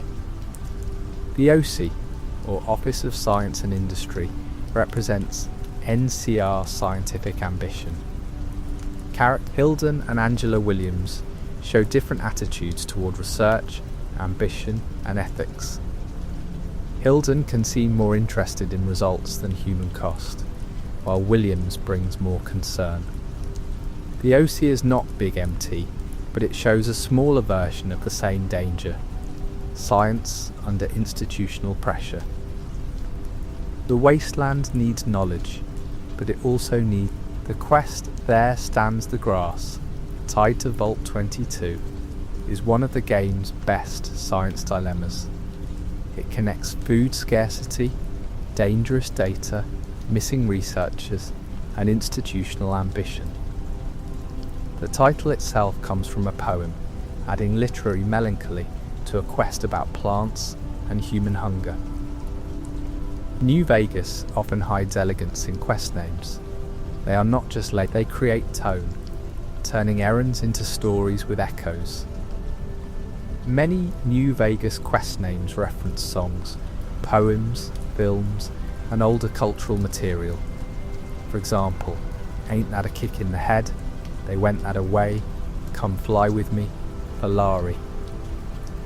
Beyond the Beef and For Auld Lang Syne all carry cultural flavour. This naming style helps the game feel like a collage of old world memory. The quests themselves are New Wasteland, but their names come from the cultural debris of the world before. Even objectives hum with old songs. The Mojave Express is a small but important institution because it gives the courier a profession before the story begins. Couriers are not soldiers, kings, or vault dwellers. They move things across dangerous land. That makes the protagonist's role perfectly suited. A courier connects places without necessarily belonging to them. The courier can influence every faction because they begin as someone between factions, defined by roads rather than flags.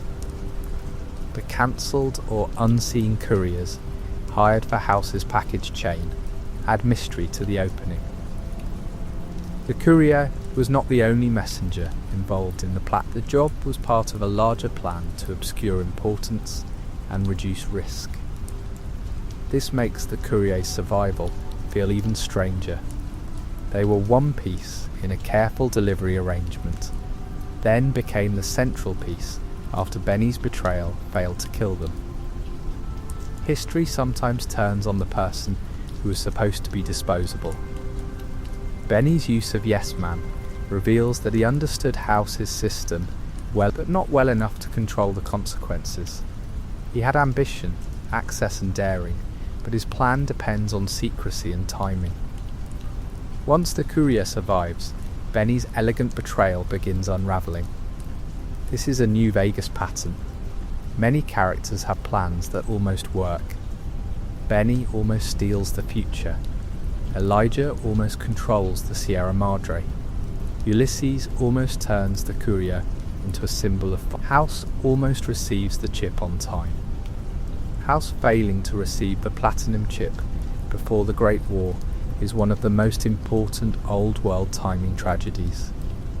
He had defense systems ready, but not fully upgraded because the chip arrived too late. As a result, he saved much of Vegas, but not as completely as he intended. This tiny delay shaped centuries.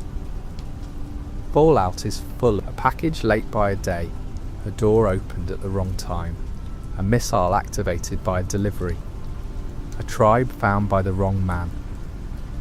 History turns on logistics. Mr. House's prediction of the Great War gives him a frightening credibility. He saw disaster coming with extraordinary precision and prepared. That makes dismissing him difficult. He is arrogant, authoritarian and cold, but he was right about one of the biggest events in history. New Vegas uses this to complicate judgment. House's competence. The question is whether being right once, even spectacularly right, gives someone the right to rule everyone else forever. House's preserved body is one of the game's most unsettling reveals. The powerful ruler of New Vegas is physically frail, ancient, and sealed inside machinery. His public image is a screen. His real body is almost corpse-like. This echoes the wider Fallout theme of old-world elites surviving in unnatural forms. House is alive, but not alive in an ordinary human way. He is a will extended through infrastructure. The man has become a system. Killing or disabling House is one of the most consequential acts in the game. It is not merely assassination. It is the end of a 2-century plan, the removal of the mind behind the strip, and the opening of several possible futures.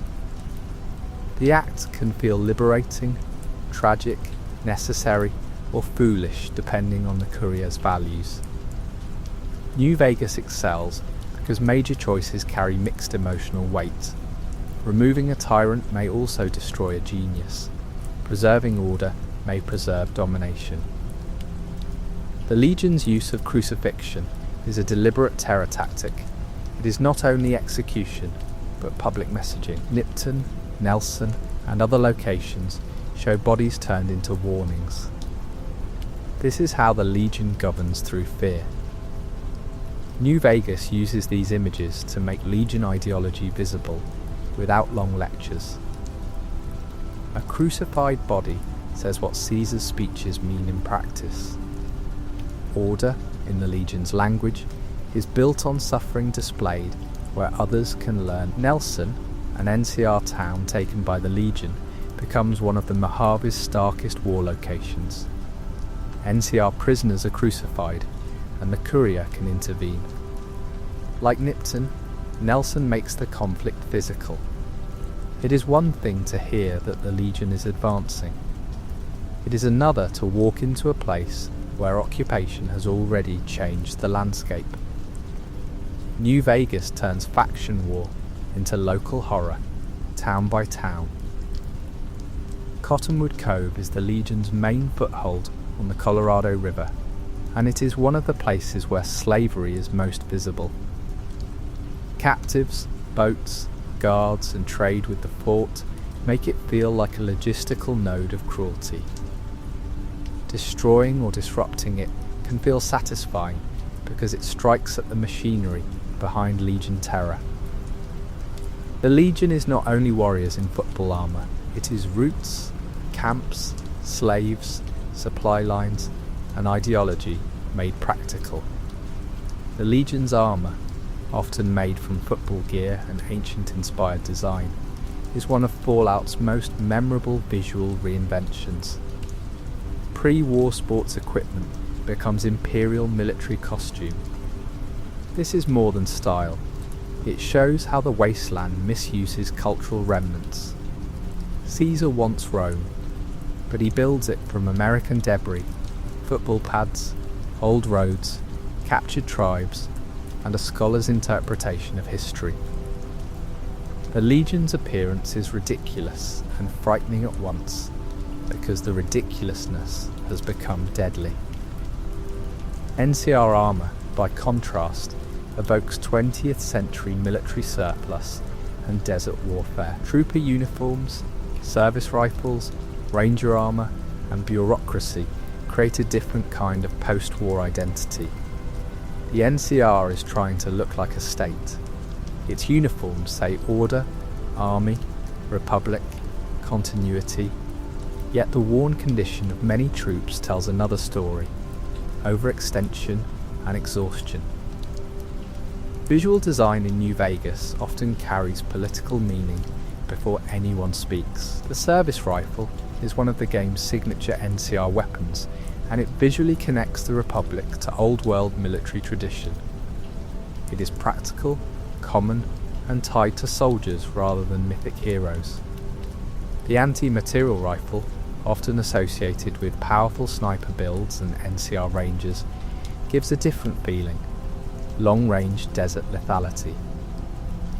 Weapons in New Vegas are not just stats, they carry cultural identity. A cowboy repeater says one thing, a laser rifle says another, a machete gladius says another. Energy weapons connect strongly to the Brotherhood, Van Graffs and Old World science. Guns connect to NCR, caravans, cowboys and wasteland practicality. Melee and unarmed builds can connect to Legion brutality, personal toughness or specialised martial skill.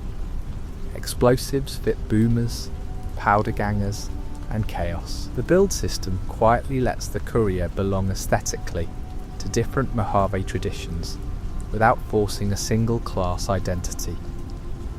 The casinos use chips, caps, pre-war money, credit checks and gambling games, reinforcing the theme of value after collapse. Bottle caps are common wasteland currency, but the Strip still performs casino economy with chips and house rules. Money in New Vegas is never just money.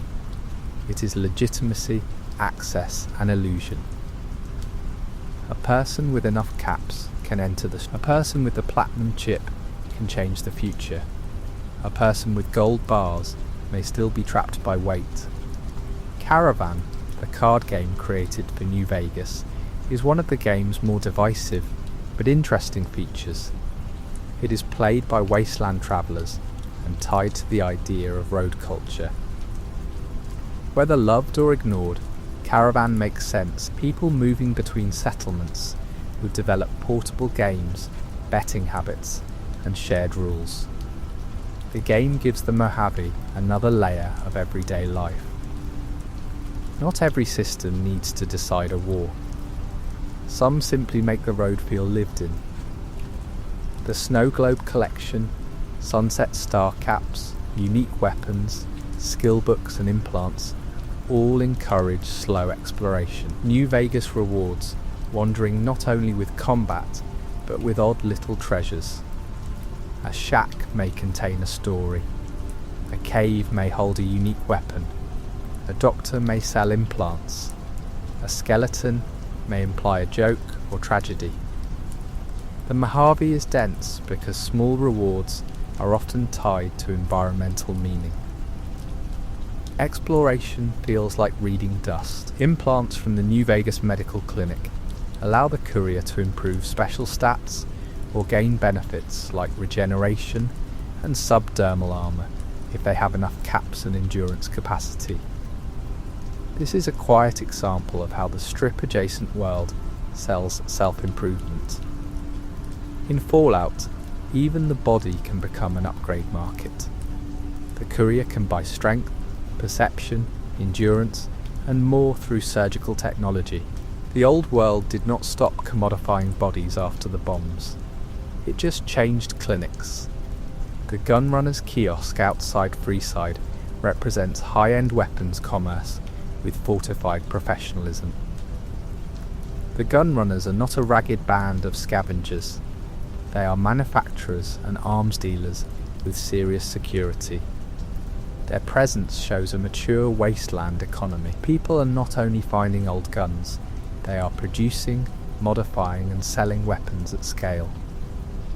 Civilization is returning, but one of its strongest industries is still killing.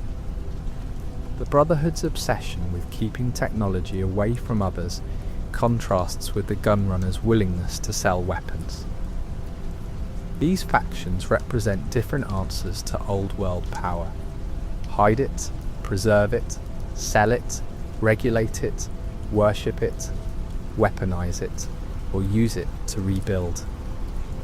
New Vegas is full of groups deciding what technology means after apocalypse. No single answer feels complete. The old world was destroyed partly by technology, but the new world cannot live without it. The quest Come Fly With Me can end with rockets launching from Repcon, one of the Mojave's strangest hopeful images. Whether Jason Bright's journey is wise, deluded, or something in between, the launch itself feels beautiful. Rockets rise from a decayed facility into the sky, carrying ghouls who believe in transcendence. Fallout often mocks old-world dreams, but it also understands their beauty. Even broken rockets can point upward. The crashed satellite and drive-in entrance to old-world blues feels like a midnight science fiction ritual. The courier follows a mysterious broadcast and wakes in a place where their body has been altered. Fallout loves old drive-ins, radio signals, and beam, and Old World Blues uses them with delight. The Dilt begins like someone fell asleep during an old sci-fi film and woke up on the operating table. The entrance to Dead Money through the abandoned Brotherhood bunker is similarly atmospheric. A radio signal lures the courier toward the Sierra Madre, and the bunker becomes a threshold into a different genre. New Vegas's DLC entrances are often mood shift. A caravan to Zion, a bunker to the Sierra Madre, a satellite to Big MT, a canyon road to the Divide. Each doorway tells the body what kind of story is beginning. The Happy Trails caravan in Honest Hearts is almost wiped out immediately after entering Zion. This sudden attack removes the ordinary caravan frame and leaves the courier in a new conflict. It also shows how fragile travel is in the way a business expedition can become a tribal war in seconds. The Mojave teaches road survival, but every region has its own rules. Zion is not the Mojave with more trees. It is a different moral land. Lonesome Road's entrance at the canyon wreckage feels final because Ulysses calls the courier by history rather than by faction. The road is personal. The Divide is not just another place needing help, it is an accusation. By the time the courier walks there, they have likely influenced towns, factions, and armies. Ulysses asks them to look backward instead of forward. Before Hoover Dam decides the Mojave's future, the Divide demands memory. New Vegas's use of Roman, Western, war, casino and science fiction imagery is one reason it feels so rich. The NCR is post-war republic and military bureaucracy. The Legion is ancient empire filtered through American ruins. The Strip is Rat Pack glamour and corporate autocracy.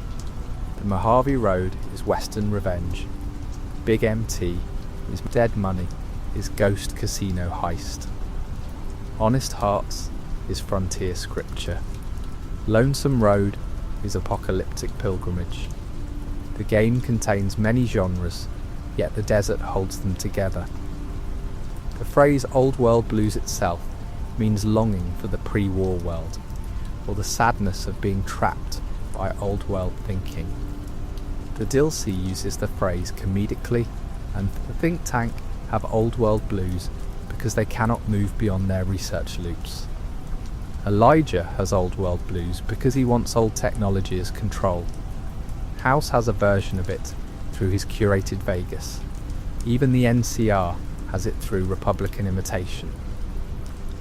New Vegas asks whether rebuilding the past is wisdom or sickness. Mr. House does not want to restore the old world, but he wants to restore a version of its ambition, industry, space travel, technology, and centralized planning. Caesar wants a different old world Rome, or at least his reading of it. NCR wants democratic pre-war forms through a post-war republic.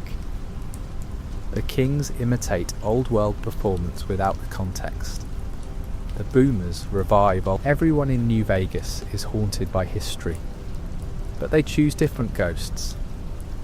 The Courier can become the wild card because they are not bound to one ghost at the start. Shot, buried, and reborn into the Mojave, they can accept a flag, reject all flags, or build a strange coalition. This is why the playing card imagery and collector materials and the game's casino language fits so well. The Courier is a card no one fully accounted for. House planned, Benny plotted, Caesar marched, NCR occupied, but the grave did not hold the one variable that could upset every calculation. New Vegas is often praised for having no perfect ending, and that is not just a fan talking point. It is built into the faction design. House is competent but authoritarian. NCR is democratic but imperial and strained. Caesar's legion is ordered but monstrous. Yes Man offers independence but uncertainty. Smaller faction outcomes can improve or worsen any path. The game does not ask which option is pure. It asks which compromises the Courier can live with under the desert sky. The final Hoover Dam battle is called the Second Battle of Hoover Dam, tying it to history before the game began. This makes the Courier part of an ongoing conflict rather than the sole origin of everything.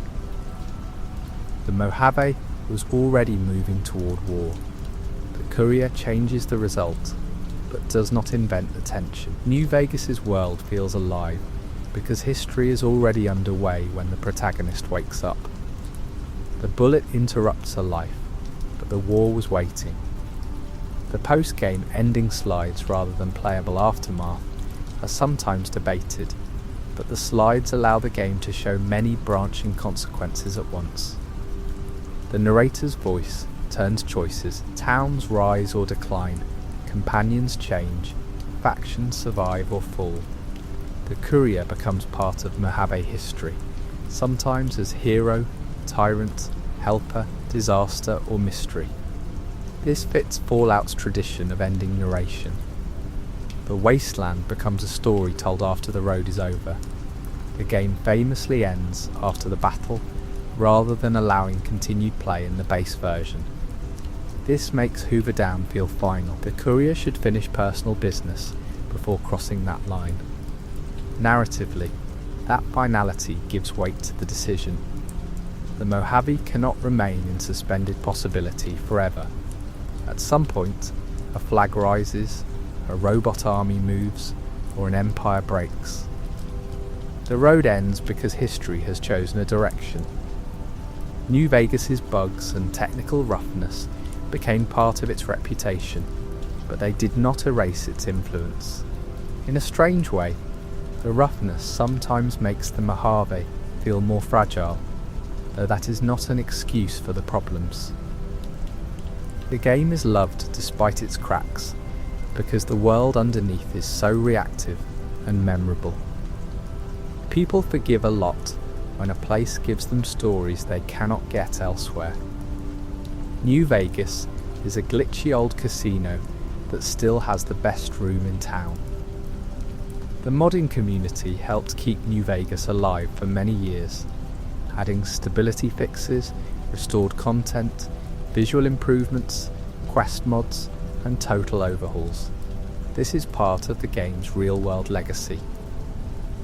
The Mojave became a place people kept repairing, expanding, and revisiting.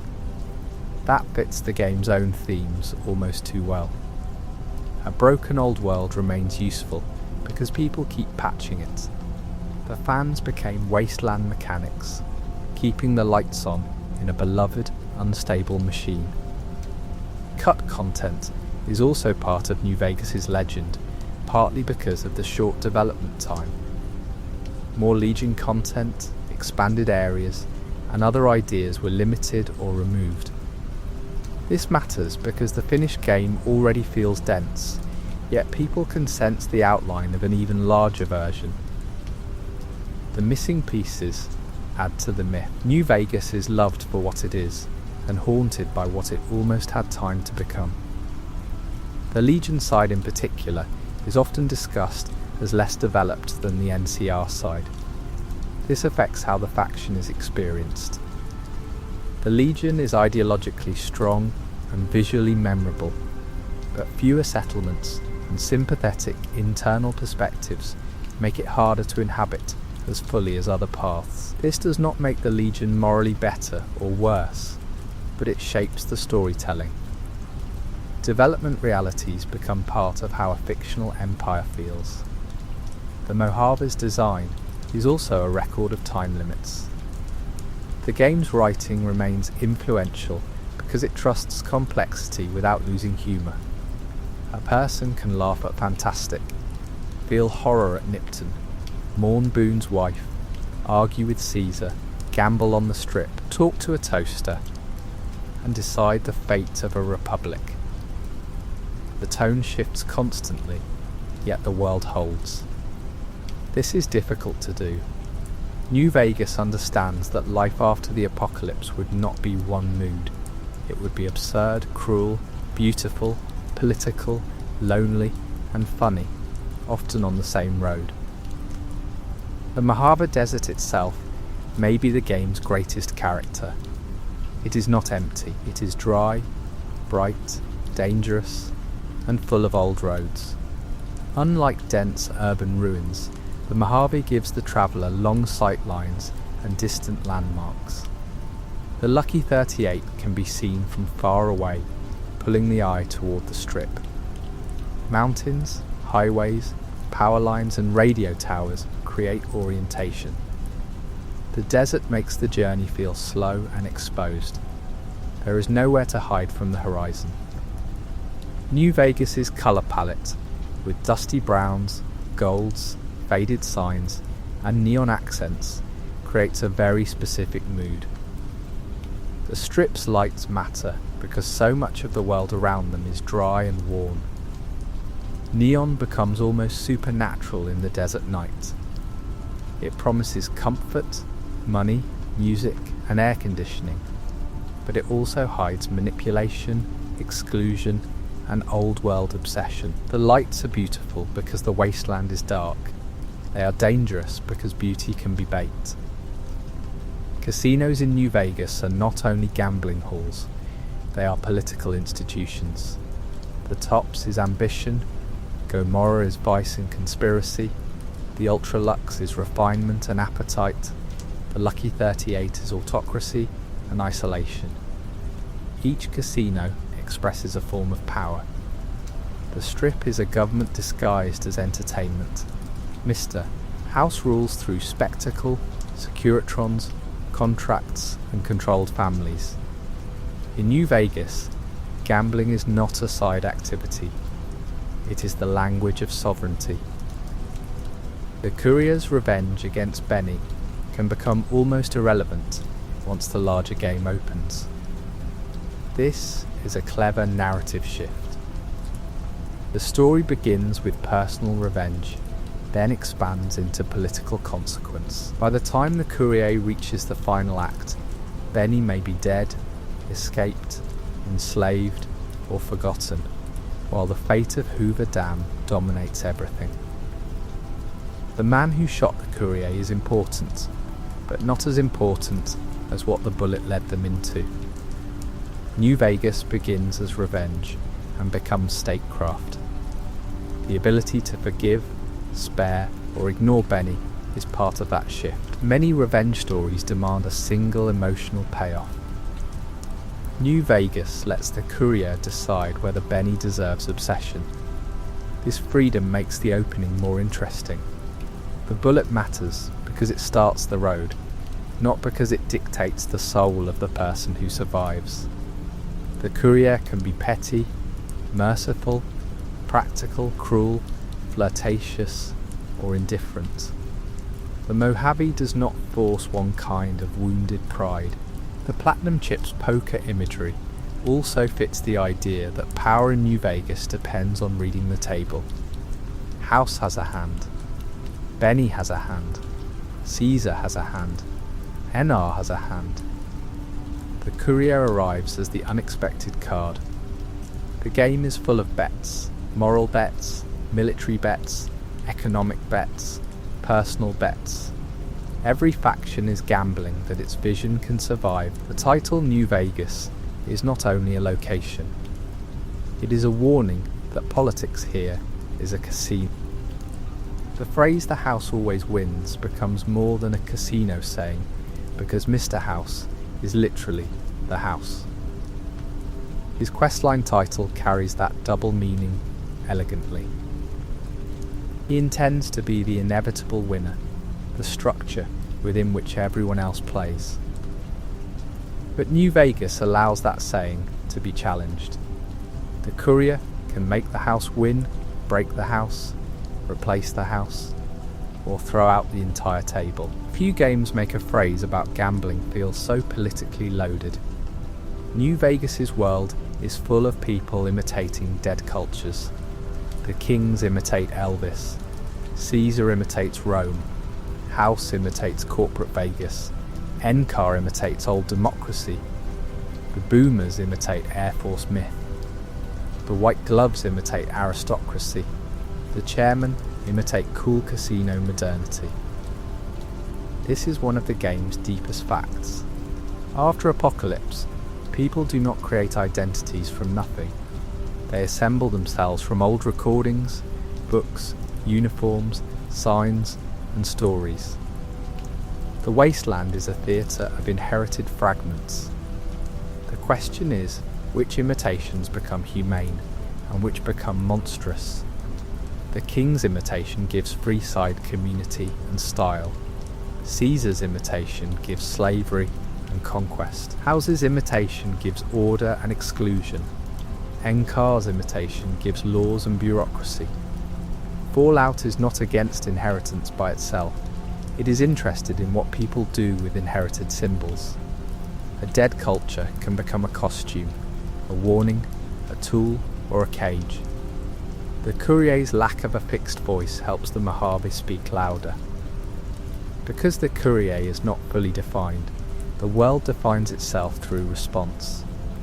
Factions explain their visions, companions reveal their wounds, towns ask for help, enemies make threats.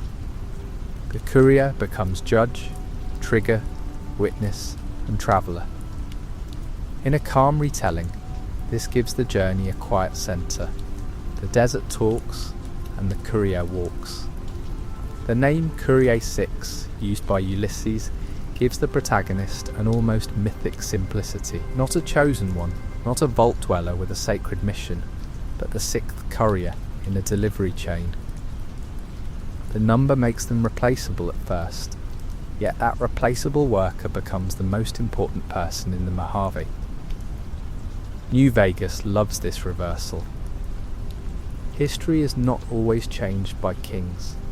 Sometimes it is changed by the person who survived being treated as disposable. Ulysses' own identity is tied to roads and flags, making him a dark mirror of the courier. Both are travellers shaped by roots. Both carry messages. Both influence nations. But Ulysses becomes consumed by symbolic meaning, while the courier can remain open. Their confrontation is not simply hero versus villain. It is courier versus courier, road versus road. One messenger accusing another of not understanding what messages can do. The divides marked men, former NCR and Legion soldiers transformed by storms and radiation, are a visual symbol of faction identity stripped down to pain. Their flags no longer matter in the same way. They are scarred into a shared condition. This is a powerful NCR and Legion may hate each other, but the divide shows bodies changed by a disaster beyond both ideologies. Under enough fire, uniforms burn and suffering becomes the common language. The option at the end of Lonesome Road to launch or stop missiles gives the courier terrifying agency. The dealt that began with unintended destruction ends with intentional choice. The courier can target NCR, the Legion, both, or stop the launch. This mirrors the main game's power over factions, but with nuclear stakes. Fallout's central nightmare returns: the button, the missile, the belief that destroying enemies might create a better future. Lonesome Road asks whether the courier has learned anything from the old world. Eddie's role in Lonesome Road adds tenderness to that harsh story. A small Eyebot can become central to stopping or shaping catastrophe. Its recordings connect to family, Enclave history, and sacrifice. Eddie gives the Divide emotional softness amid storms and missiles. New Vegas often uses companions this way. The political and philosophical stakes are large, but a small companion can make them personal. Saving the world means more when a little robot trusts you. The Divide also visually contrasts with the Strip. The Strip is neon preserved from the old world. The Divide is infrastructure destroyed by buried weapons. One is the dream of old world survival. The other is the nightmare of old world consequence. House and Ulysses both look backward, but in opposite directions. House toward what can be preserved, Ulysses toward what must be judged. The courier walks between neon and ash. Dead Money, Honest Hearts, Old World Blues, and Lonesome Road each strip the courier differently. Dead Money strips equipment and comfort. Honest Hearts strips the Mojave political map and asks about culture. Old World Blues strips organs and identity into science comedy. Lonesome Road strips away faction noise and confronts consequence. Together, the DLCs act like trials. They ask what the courier values when the usual desert routines are removed. The final message of Dead Money, to let go, echoes beyond the Sierra Madre. Many characters in New Vegas cannot let go. House cannot let go of his city and his plan. Caesar cannot let go of conquest and historical fantasy. NCR cannot let go of expansion. Elijah cannot let go of power. Ulysses cannot let go of the Divide. Boone cannot let go of guilt. Veronica cannot let go of the Brotherhood easily. The entire Mojave is a place where people carry things too long. Letting go, however, is not always the same as abandoning responsibility. This is important. The game does not say forget everything. It asks characters to release obsession, not memory. The survivalist remembers and protects. Boone remembers, and Arcade remembers the Enclave and can choose a better use for that inheritance. The courier may remember the Divide without launching missiles. New Vegas is about learning which burdens teach and which burdens chain. The phrase "war never changes" meets another truth in New Vegas. People can change, but not easily.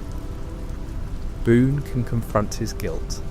Veronica can leave or remain with. Raoul can retire or return to his gunslinger identity. The Khans can leave the Mojave. The Brotherhood can make peace or die isolated. Even the courier can become many things. War may repeat, but individual choices still matter inside the repetition. That tension gives the game hope, without naivety.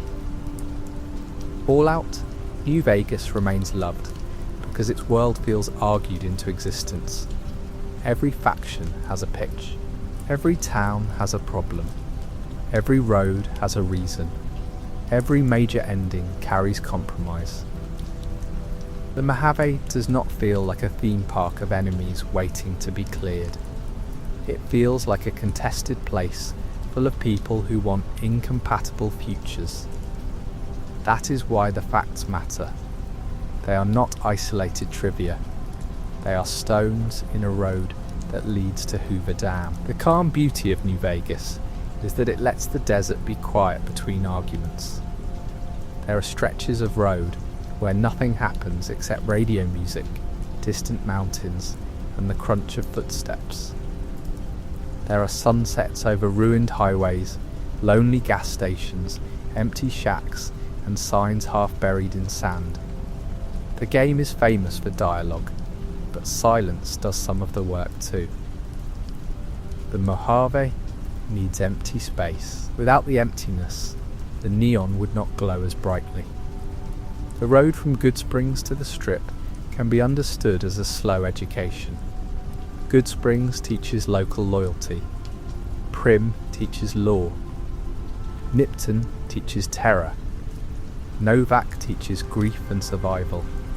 Boulder City teaches history. Freeside teaches inequality.